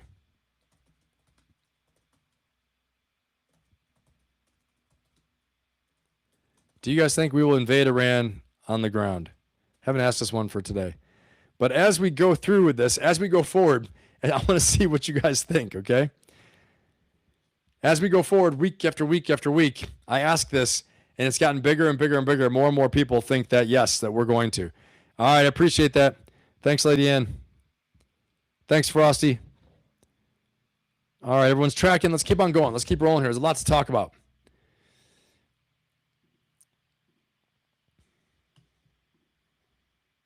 For Iran to open the Strait of Hormuz or face attacks on their power plants. In this social media post, Mr. Trump said the extension came at Tehran's request. He said talks are ongoing and they, quote, are going very well. In yesterday's cabinet meeting, Trump gave insight into what he called a gift from Iran and rejected accusations that he's desperate to make a deal. They said to show you the fact that we're real and solid, and we're there. We're going to let you have 8 boats of oil, 8 boats, 8 big boats of oil. All right, we've seen this. But the thing is that the big takeaway is that this date, the opposite of this date coincides, okay? This date coincides with when you'll have both Marine Expeditionary units in the theater, and then when also you'll have the Army's 82nd Airborne Brigade, I believe, set up in theater, okay? So if they were to seize an airfield, if they were to seize a strategic point on Kesham Island, okay, something like that, that would be the time to do it when they're all in theater, because you can't threaten more actions that you're going to do more things unless you have more forces. The only thing we can do more now is bomb them, strike them from the air, and it's very effective. But for a country, it's very effective for some things. But for a country that has tunneled themselves into the ground, they have military bases underground, all the tunnels that I showed you in the video, okay? All these things underground, tons of fast attack swarm boats. They've been preparing for something like this for a long time. And I want to say that for us to think that the enemy is so stupid that they don't understand basic physics, right? They know or have a good idea of what military capabilities we do. If they can survive the vast majority of those by digging deeper under hard rock, even to a level that, that allows them to resist, then it's still going to be a problem. It's going to be a problem for us to flip the regime. That's what I'm trying to say. Okay. But again, the question is this. If we're so big and bad, and if we've done so much, why aren't the Straits open? Right? Why aren't the Straits of Hormuz open? I don't get it. We keep saying how we've done all these things, but yet no shipping can go through. They call the shots. They control the Straits. We're telling them, open. I don't get it. I just got to say this, guys. And you just tell me. Give me a 1 in the chat if you agree with me. It just doesn't make sense, right? It doesn't make sense that we're saying that. How can you say it? Put a 1 in the chat if you agree with me. That you're saying we're all big and bad. We won. They're asking for us to stop. They're asking for this and that. But they haven't opened the Straits. And we keep telling them, open the Straits or else. We said Monday. It didn't come. Open the Straits or else. April 6th. Now we have troops coming in region. They want that. They want to bloody our nose, okay? And bloody it they will. Now, will we win? Betting man, yes. Will there be a high cost? Yes, there'll be a high cost, okay? Blood, treasure, we're going to lose people. Will we seize it? Yes, we will seize the terrain. Yes, we'll seize the critical areas, okay? Because the U.S. can, all right? Because we can. But it's going to be at what cost? At what cost? This option is extremely costly, and they know it. They want to make us pay because they know it's not politically supportable. That's why. They know they're betting. Their assumption is that the U.S. cannot, the U.S. people, the population, we the people cannot stomach a war like this where we're sending body bags home, costing trillions of dollars, gas prices go up, food prices go up, global economy chains getting snapped, right? The supply chains getting snapped because the Straits are closed for months. Okay, it's been closed a couple weeks now.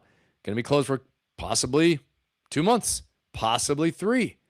Okay, unless we open them on the 6th of April, it's going to take probably a couple days if we go on there full out, and maybe it's not enough. Like I said, I would say 1st Marine Expeditionary Force. If you really want to show you mean business, you send the force there now. But then you create opportunities for China and Russia. It's a lot of stuff to consider, okay? A lot of balancing act. I just don't think they examined their critical assumption right in the beginning of, what this is going to take, and then how certain are we that the regime will topple. Everyone kept saying, they're very weakened right now. They're very weak. That regime's ready to go. Really? Okay. Can't be that weak. Can't be that weak. We just pounded them. We pounded the bejesus out of them for a month, and they still haven't fallen yet. Yeah, they're not in great shape. Of course they're not in great shape, but we don't have any white flag. And again, the biggest thing for me is not just radio silence, no white flag. The Straits are closed. They're still closed. That's the biggest card they had to play, and it's closed. But what does that mean? Because they can still strike targets. That's what it means. They've mined the Straits. They have anti-ship missiles. They have fast attack drones. They have drone swarms. All these things. They can still attack ships. And the insurance is so high, no one will send a ship through. Okay? And no civilian crew will risk their crew while this wacky war is going on. Okay? That's what it means. So all that stuff is happening. Lots to consider. All right? Let's keep on rocking and rolling here. Again, guys, don't forget to like, subscribe, and share. If you're new here, I appreciate it. Vote in our poll. I'm going to put out a new poll after this in a minute. Let's see. Do you think we'll invade Iran on the ground? 58% yes, 42% no. Interesting. Let me ask you guys this. Give me a 1 if you think we'll invade. Give me a 0 if you think it's all just a bluff. If you think it's a bluff, give me a 0. If you think we're going to invade on the ground, give me a 1. If you think it's a bluff, give me a 0. Again, with President Trump, the art of the deal, we're going to talk big, threaten a lot of things, demonstrate some stuff too, right? Demonstrate some power and some concrete hard power. But the possibility that he's just bluffing is there as well too. I want to see what you guys think. Give me a 1 if you think we're going to go in on the ground. Give me a 0 if you think it's just a bluff. All right. And let's rock and roll here. We're going to keep on moving. Keep on moving here. I'm going to get to the chat in a second. See everybody's doing the chat. Okay. First of our riflemen, U.S. needs to tell Israel to take a hike. Probably right about that. This allows a Sunni coalition led by Saudi Arabia from the west and Pakistan from the east to invade Iran. Yeah, that's a great point. Great point. Yeah, that's a great point. We have a massive tunnel complex at Fort Bragg since we was working tunnels in Afghanistan. Yeah. That's great, man. That's great to be able to handle the tunnels. Thanks, Bobby. Bet we get more help and firepower from other countries. I think you're right, Iron Strong. Let me see. Ground penetrating radar. Nice. Thanks for sharing that, Bobby. That helps, man. All right, let's see here. I hope. Yeah, I think Karg Island's a ruse too. I think Karg Island's BS. I think Kesham's the way to go. Or we're just going to keep on applying air pressure like this and not do the ground invasion. I hope not. I hope not. That's why I'm painting this picture and I'm saying like, hey, this is what it's looking like.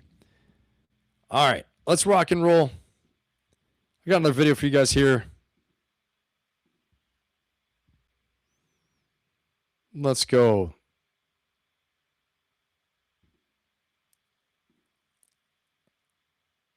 I think I covered this one.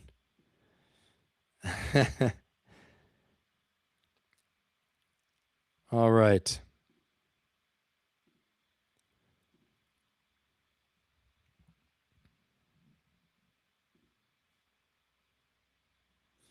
All right, here we go, guys. Let's check this out.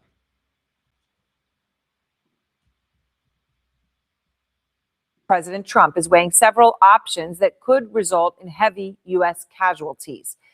It's a heavy sentence to say, but that's the reality. And according to Axios, on top of invading Karg Island, a move that Trump, of course, we've pointed out, has talked about since 1988, the Pentagon is also drawing up scenarios that involve military action on several other Iranian islands.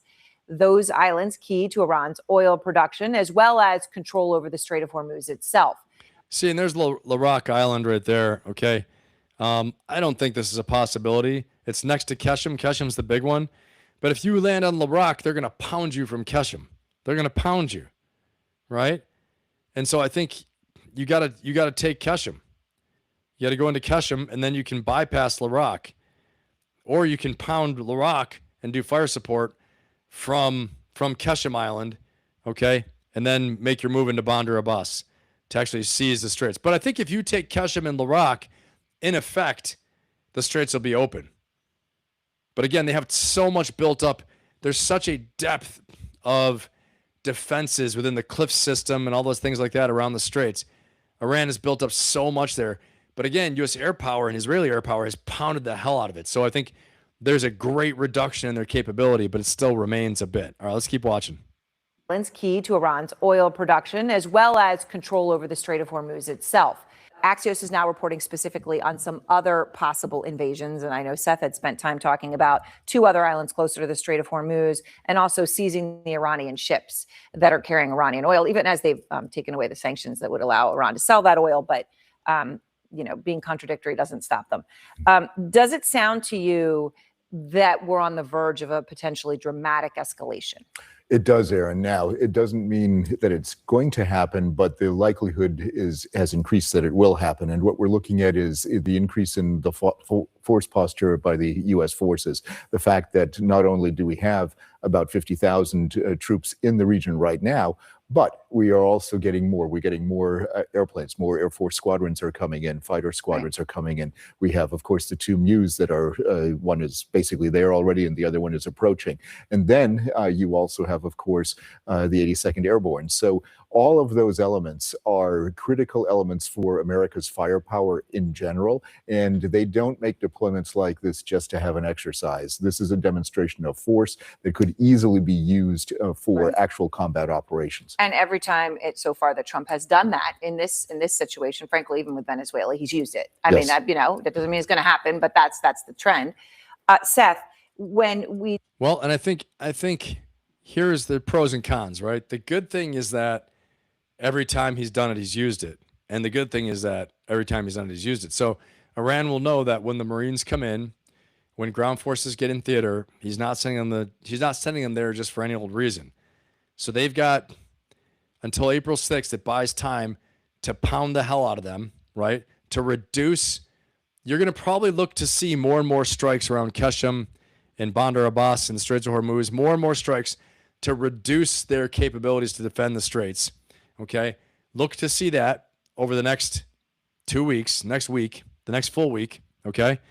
And then you're going to look to see posturing to actually go in and hit them to actually invade. All right. So there's quite a bit. There's quite a bit to actually, do an amphibious assault in Kesham Island and at Labak and all those places like that.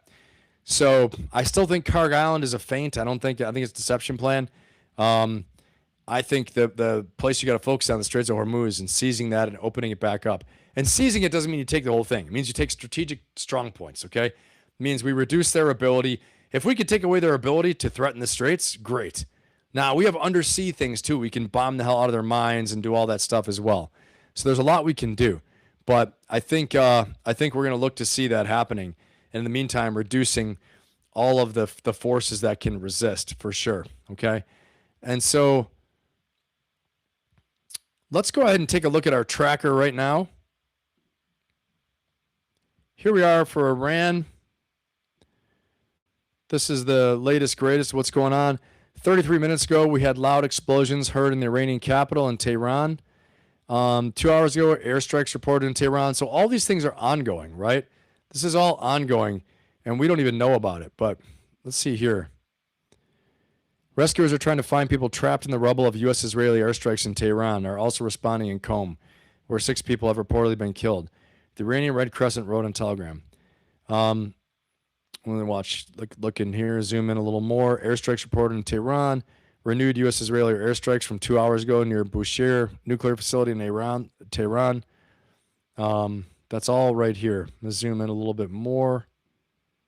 Okay, this is our Iran war tracker map. Again, this is Bushehr airstrikes reported there. That's the nuclear facility. Let me see what this is. Iranian Atomic Energy Organization, U.S. and Israeli airstrikes target uranium processing plant. Okay, that's 6 hours ago. So these things are really still happening. Even though we may not see it, the pressure is still on. It's on so much. These are sources inside Iran, okay? These are sources inside Iran that are actually reporting back. So no matter what we see on TV, this is the real deal, what's happening, okay? So, Cedric, to your point, and then I think a couple other people, we'll know when we really hit the ground, we hit the beach, okay? We hit the beach and we invade when places like this, sources like this that have independent sources on the ground reporting in, chatting in, and populating this map, letting us know what's going on the ground. Let's look where else this is happening. I'm going to zoom back out a little bit. That's Tehran. Let's look down to Bobby's point. Let's look at Kesham. Let's look at Kesham Island. Oh, I'm zoomed out too far. Let's look at Kesham Island. And Bobby, to your point, let's see this, man. Okay. Now, Bobby talked to us about Kesham Island getting hit. So here we are. There's Bandar Abbas. Here's Dubai. Okay. Let's zoom in a little bit more. Okay, Bandar Abbas. I don't see any strikes on Kesham that are independent reports, okay? But let's see what they say in Bandar Abbas. Bandar Abbas, IRGC Navy Deputy Intelligence Chief killed in an Israeli airstrike. That was 10 hours ago. So the Navy chief was killed, was killed a couple days ago, right, by the Israelis. And now it says, Axios, U.S. Vice President prepares to lead U.S. efforts to end a war 11 hours ago. 11 years ago. All right. 10 hours ago, Reuters, U.S. intelligence suggests that another third of Iran's missiles have been damaged. Okay, let's look at this. What the hell is this one? IRGC, this morning, 3 container ships of different nationalities moved toward the designated corridor for the transit of ships with permits, which returned back with a warning from the IRGC Navy. Wow. This is 14 hours ago. The IRGC Navy announced that the Straits of Hormuz is closed. Okay, so who the hell is the big boss of the Straits of Hormuz? Is there any question? There's no freaking question. Okay? We can't say that we got this in the bag until the straits are open. That's it. Okay, I know. That's like master of the obvious, Ben. Good job. But I just want to say it. Okay? And here it is. The IRGC Navy announced that the Straits of Hormuz is closed and that any movement in the strait will be met with a harsh response. The movement of any ship to and from ports of the allies and supporters of the Israeli U.S. enemies to any destination and from any corridor is prohibited. Okay, so they're the big bosses. They're the big bosses of the freaking Straits. I'm going to tell you, we're going to look to see an uptick in strikes in this area, mark my words, over the next week, okay? As we prepare to hit Kesham, and if you had any doubts where Kesham was, this is Kesham, this big island right here, okay? This is the transit lane. So they come in like this from the bottom, they follow this path. This is the transit lane. It's very narrow. It's only, I believe it's only 2 miles at its widest point. It's 2 miles, this transit lane. 1 mile for one ship, 1 mile for another ship as they pass each other, okay? And then Bandar Abbas, the widest part of the strait, I think the narrowest part of the strait is like 25 miles, something like that. So it's a very tight area, very easy to be hit by this island and by Kesham. And there's Bandar Abbas where the naval base was, the IRGC Navy big base. Notice these little green spots here, okay? This green area right here, this green area in Kesham is where they hide their fast attack boats. It's radar clutter. We can't find them, okay? And some intelligence specialists out there will be like, oh, we found them already. Okay, that's fine. But I'm saying from what I know, what I've heard, we cannot find them because this radar clutter. They hide them back here, and they hide them in these little pockets where there's all this radar clutter, and we can't find the fast attack squadrons, meaning these drone boats, these suicide boats, okay? So can they still swarm? Apparently so. Apparently so. Since we don't say the straits are open, we're asking them, pretty please open the straits for us. Pretty please. Well, I'm going to tell you what. The pretty please is going to end when the Marines get there, okay?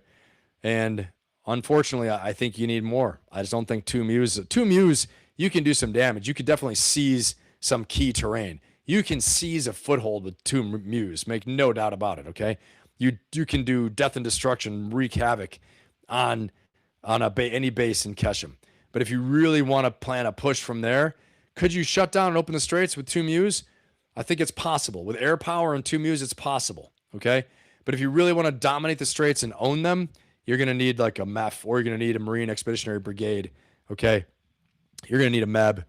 Like you need something much bigger, okay? Probably another MEU, or reinforcement by Army Airborne Corps or something like that. I don't know, not the Corps, but the 82nd Airborne, something like that. Maybe the Rangers jump in and seize an airfield as well. Something like that, okay?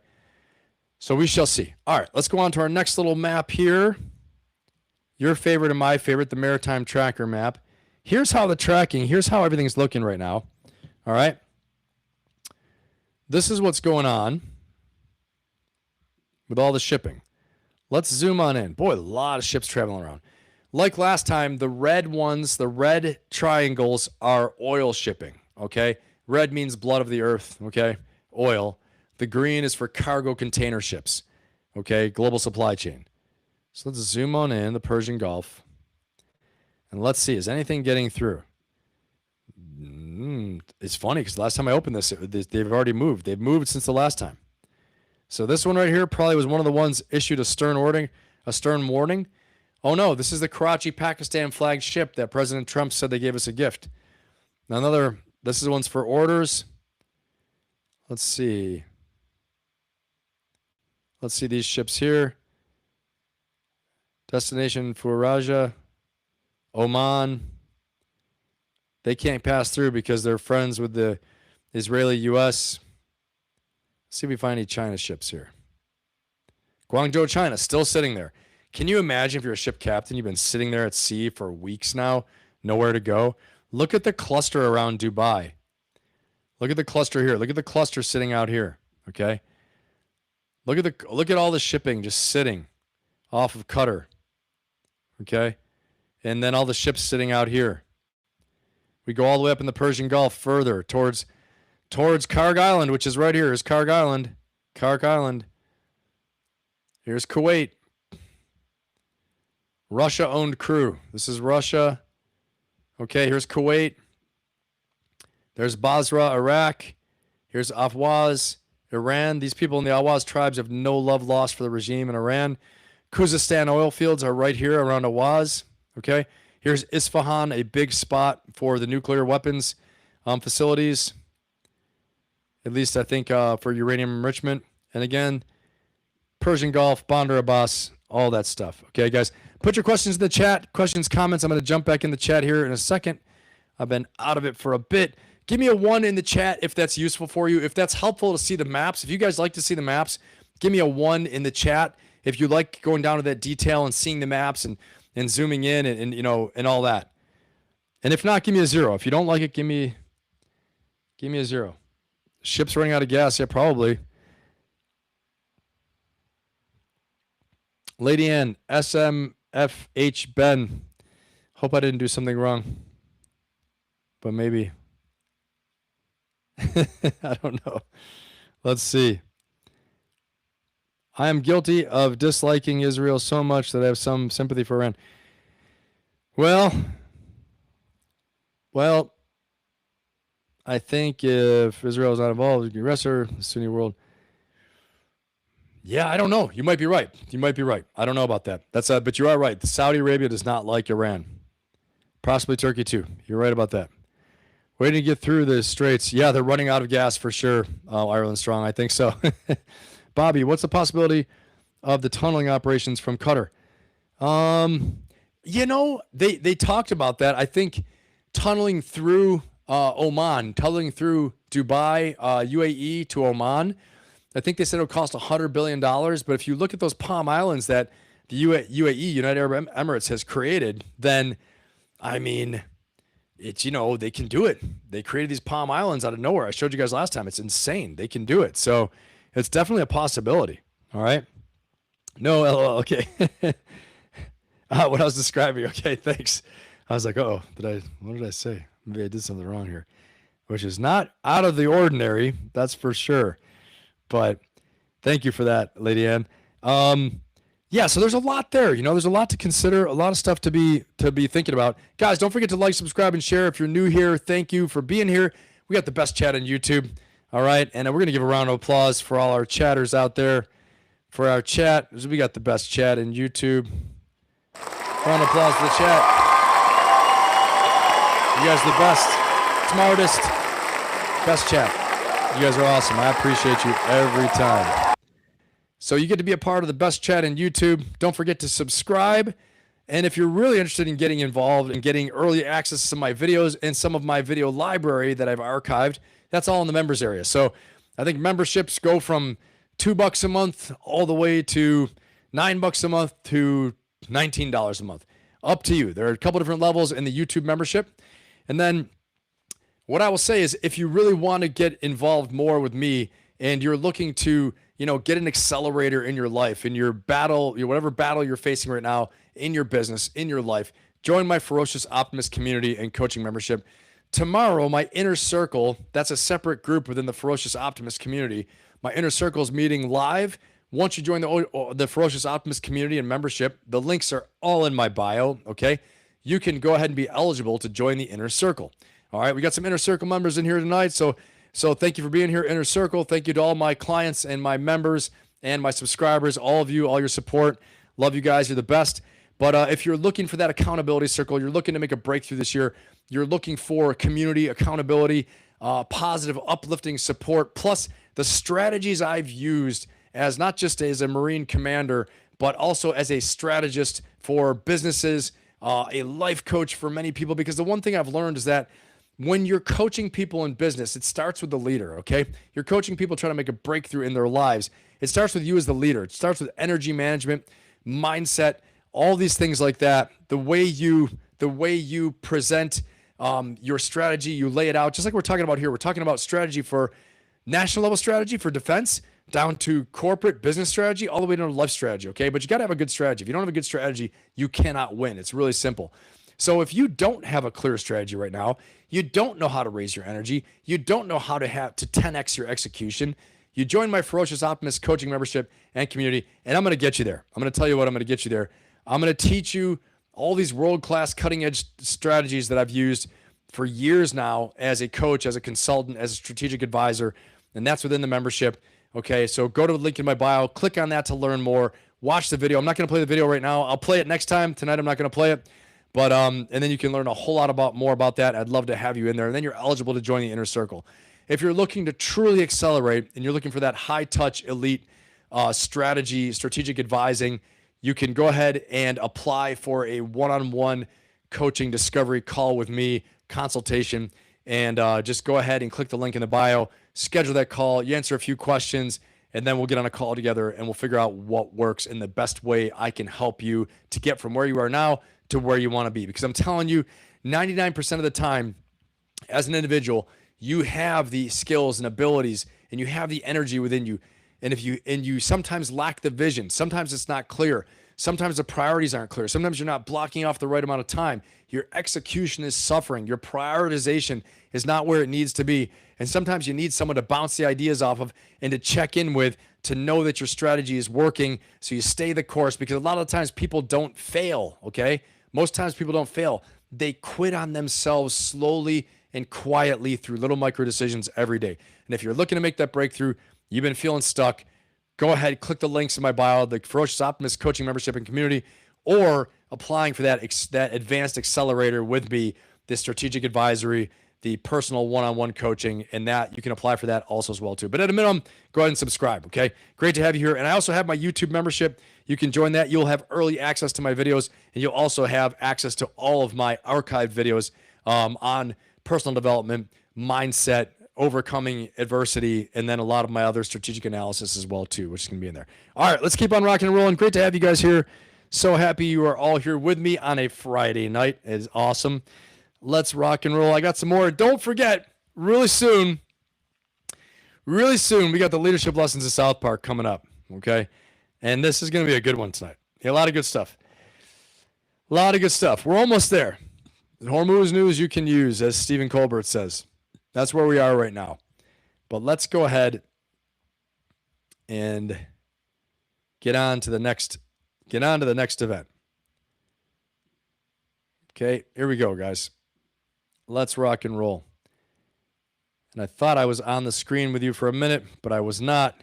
But I am back now. Okay. So, again, though, guys, if you're looking, like I said, if you're looking for that accountability circle, you're looking for that community, click the link in the bio, join my Ferocious Optimist Coaching Membership and Community, or click on it to learn more. Watch the video, see if it's for you. I think you're going to love it, okay? Now, at a minimum, make sure you're subscribing so you don't miss any of my material, any of my content being released, any of my lives, and let's rock and roll. Let's do this. Here we go. Okay. We zoomed in for the marine traffic. We talked about airstrikes. We talked about all this stuff. You know what time I think it is? You know what time I think it is? Put a 1 in the chat if you're ready for the leadership lessons of South Park. Give me a 1 in the chat if you're ready for the leadership lessons of South Park. Let's go. Let's do it. We're going to rock and roll here. We got some good stuff. And we're actually going to kick off. We're going to kick off the leadership lessons of South Park in 1 minute. But I got to show you guys this first of all, before we do it. Okay. So this is the war tracker. It's the latest war tracker. And let's get into this. All right. So what this is showing are the different strikes going on back and forth.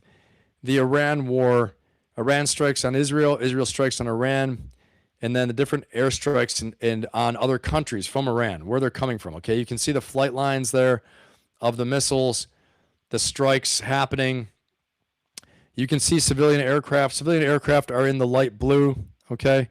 And then we have the red aircraft, obviously threat aircraft, military aircraft in the red. And so you can see they've been exchanging strikes back and forth still. So another 3 targets left in Iran that will be done pretty quickly, says Trump. Another 3,500 targets that will be done pretty quickly in Iran. Okay, this was just a few hours ago. President Trump said that. Of note, the Iran war drives up fertilizer costs for U.S. farmers, raising fears of higher food prices. Okay, as I've said before, if the straits close, prices of food is going to triple. Price of food is going to triple. That's just how it's going to be. Okay, that's why this is so important. Gas prices are going to hit $15 a gallon. Prices are going to triple. The supply chain is going to snap. The lifeblood oil will stop flowing, right? Now, the U.S. is an exporter of oil, right? We have a lot of oil ourselves. So it's less of a concern overall for energy survival, but the price will be enormous, okay, for everyday cost of living, all those things. And I think that's why President Trump was talking to the Farmers Association today, the National Farmers Association, because of the fear of the prices going up, okay? So there's a lot to consider there, guys. Put your questions in the chat. I will get to them really quick, and then we're going to jump into leadership lessons of South Park. You guys are ready. Hey, the Diamond Dog, what's going on, man? Good to have you. All right. Hey, Bobby, thank you so much, man. Great to have you. I appreciate you, Bobby. Cedric, Ben, do you think China submarines will pull some tricks? Yeah, they probably would try to, Cedric, but I think, honestly, hey, Lisa, what's going on? We're going to hit this leadership lesson of South Park really quick. But I do think, Cedric, I'll tell you, the U.S. submarine force is unfreaking believable, man. It's unbelievable. You can't compete with the U.S. submarine force. You just can't. They will run circles around them. And they've proven it time and time again in China, where they are so advanced. Our strategic deterrence assets, which were really born of years of Cold War with Russia, that you can't tangle with them. They're the best. So they might try, but it's not gonna work. Okay. And so here we go. Let me see here. Hey, B. Salmon, thank you so much, man. I appreciate that. Appreciate it. Thank you very much. I'm gonna click it here because my eyes is getting old. I need that Dr. Sinclair to clear me up and make my eyes younger. B. Sandman, thank you. Got to get to work. It's going to be a long night tonight. You keep on rocking, Ben. Thank you, brother. I appreciate you. It's so nice to have a channel on YouTube that isn't nonstop negativity and cutting down on their channels. Hey, thank you for appreciating that, for recognizing that. I appreciate it. I even, there's the Marine in me where I even feel bad about talking trash about my nation's leaders, but it's not talking trash. It's saying the objective truth, what I think, right? I'm not going to get all nasty on them and stuff like that. These are hard jobs, and no one in the world is perfect. None of us are perfect, okay? Some have big flaws, and some are on big stages with big flaws, okay? But I think as voting people, we're allowed to say certain things, right? But I really appreciate you saying that. Thank you so much, B. Sandman. Means a lot, man. Thank you very much. We're going to give you're getting a big round of applause as soon as I reply to you. There it is, replying. And now, everyone, give B. Sandman a big, big, Ferocious Optimist Ben Pappas channel round of applause. Woo! Thanks, brother. Really appreciate it, man. It means a lot. Never expected, but definitely appreciate it. Thank you. All right. Let's rock and roll. We're getting on with the leadership lessons of South Park. Here we go. Here we go, man. I'm telling you what, I got some good ones. And here we go. Starts with this one. I don't even know what it is. Let's do it.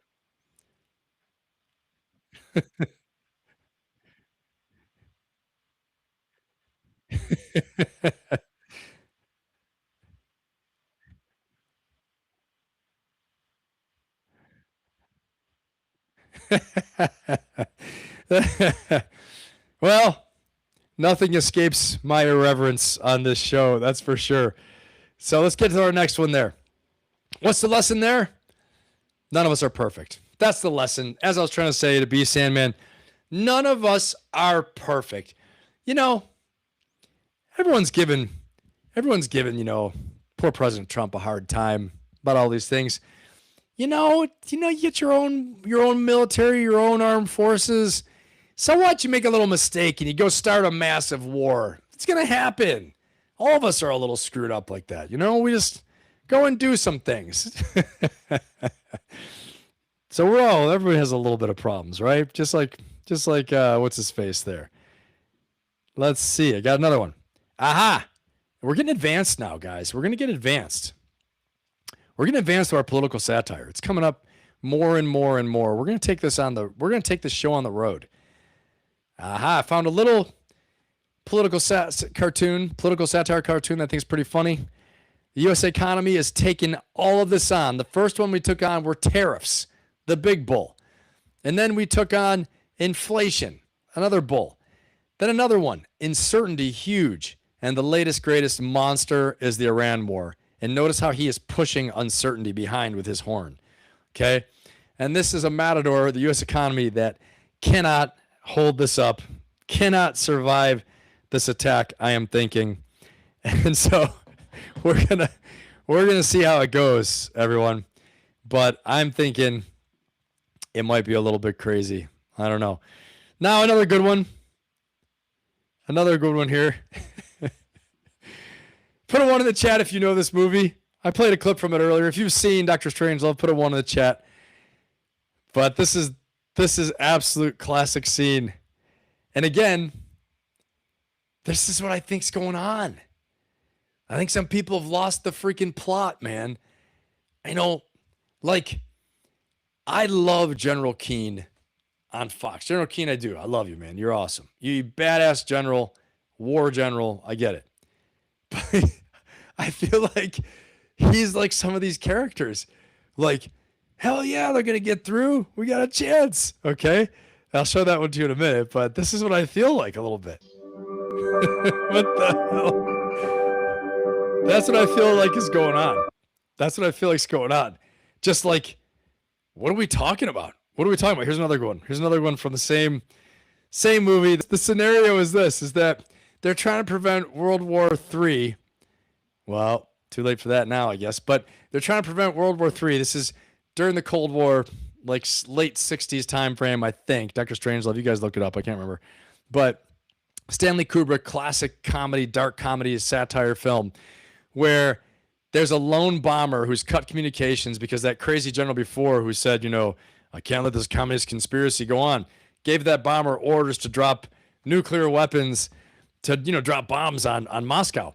And so they cut comms and they're just going. The bomber's going. And they're supposed to consider that any messages that come through is communist Soviet Union misinformation and fake orders, and just to continue on target.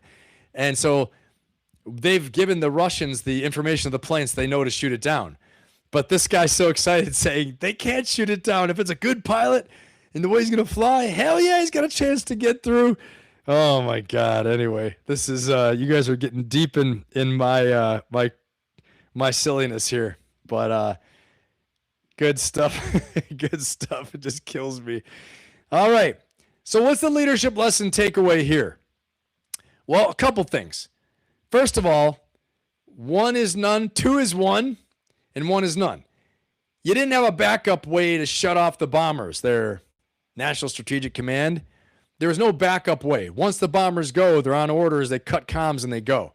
They assume that NORAD, the Missile Command, and U.S.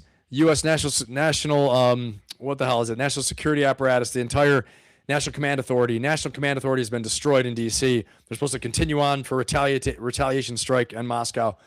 And so again, 2 is 1, 1 is none. You have no backup plan.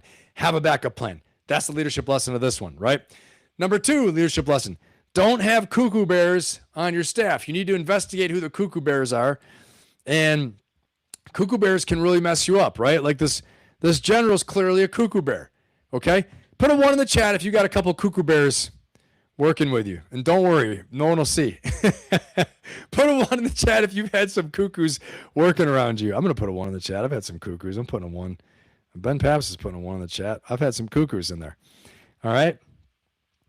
So, Nick, what's going on, man? Good to have you. Wait, did you see the video? Nick, did the video come through? Did it work or no? Did the video work? Everybody saw the video, or you got to play it again? Yeah, he's a great actor, man. He was awesome. He was great as Patton, too. What's a cuckoo bear? Hold on. I'm gonna educate you, Cedric, on what's a cuckoo bear.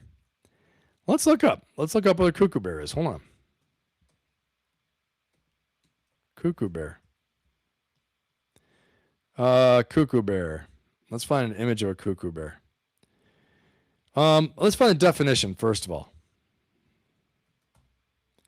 Definition means somebody who's crazy, pretty much, Cedric. Let's see. What does cuckoo mean? Definition of cuckoo. Meaning of cuckoo. What does cuckoo mean? Let me see. It means crazy or insane. When you say someone is cuckoo, you're expressing that they might be losing their mind or acting irrationally. In short, cuckoo means crazy or insane. Okay, Cedric, good to go. Now, I'm going to show you though a funny clip. I got another funny clip for you guys. We're gonna improv this one a little bit. Got another funny clip here. Oh man, I know what it is. Hold on, you guys are gonna die laughing. You guys tell me if you see. I know you've seen this one. This one's so good. Let me see.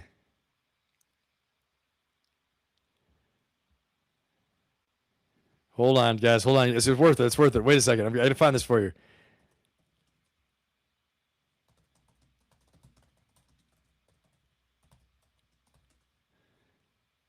All right, this is it. Hold on. Hold on. Here we go. Here's Cuckoo Bear a little bit right here, Cedric. Here we go. Put in the chat if you've seen this. Right there, Cedric. That's in a nutshell my definition of cuckoo when you're going cuckoo. So you got to watch out for the cuckoos on your team, guys. You got to watch them. And the cuckoos are out there. This is the big lesson. If you don't know your people, okay, the cuckoos will mess you up. Speaking of the cuckoos, here's one of the biggest cuckoos of all. And I'm just telling you, if you guys let the cuckoos into your tent, you let the cuckoos on your team, okay, you're going to have problems. You're going to have friggin' problems. Because once the cuckoos are on your team, okay, once the cuckoos are on your team, you're going to be in big trouble. I'm just telling you. So, for instance, when you let somebody cuckoo into your event, this is what could happen right here. Ladies and gentlemen of Salem, Virginia, would you please give a warm American welcome to a gentleman who has come all the way from Kazakhstan, and we are honored to have singing our national anthem. Ladies and gentlemen, Barak Sakia. Barak Sakia.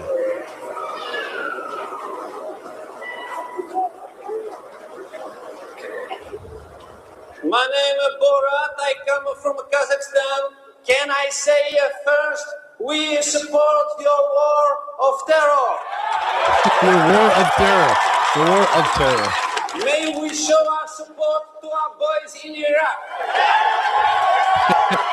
May USA kill every single terrorist.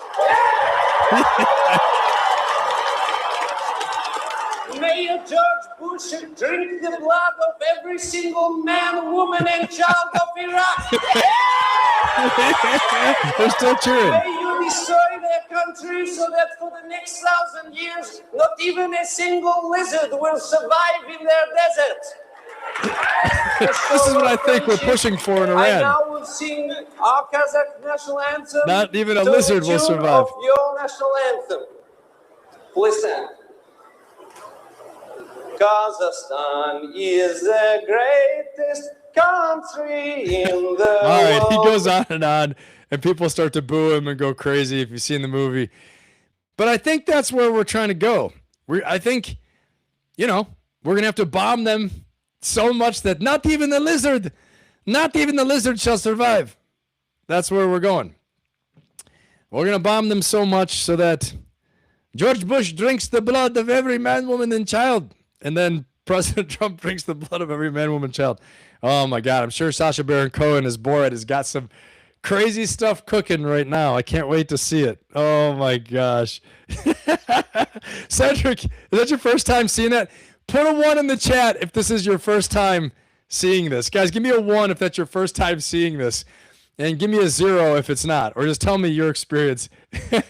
Help me, Tom Cruise. Help my baby Jesus. Help me, Tom Cruise, do the witchcraft to heal me. You saw that, Nick? Oh, my God, I'm dying.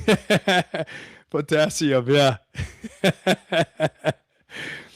I agree. It is the funniest damn movie ever. That guy is nuts. Borat is full-out freaking cuckoo.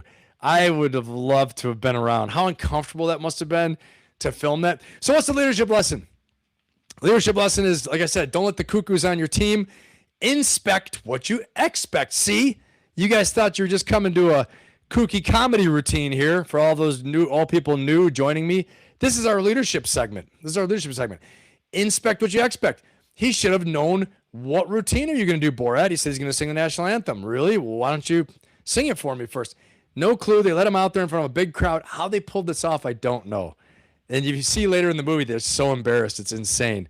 But yeah, you got to inspect what you expect. You got to know the people on your team. You got to know who the cuckoos are, and you got to marginalize the cuckoos. Get the cuckoos out of there because they're going to lead you down the wrong path. I'm telling you that much.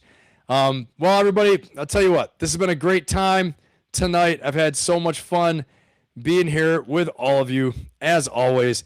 But like with everything, it must come to an end. So tonight, that's going to finish our show out. But like I always say to you guys, like subscribe, and share, and comment, and make sure you hype my video. Let's go. Let's get the thing fired up. Let's go. We got to spread the mission, spread the love, get everyone out there. If you're new here, thank you. Like I say, I'm always surprised how many people watch, but don't subscribe.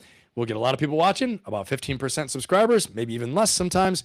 So it'd be nice if they subscribe, and even people liking who aren't subscribing. All that would be very helpful to continue the mission here.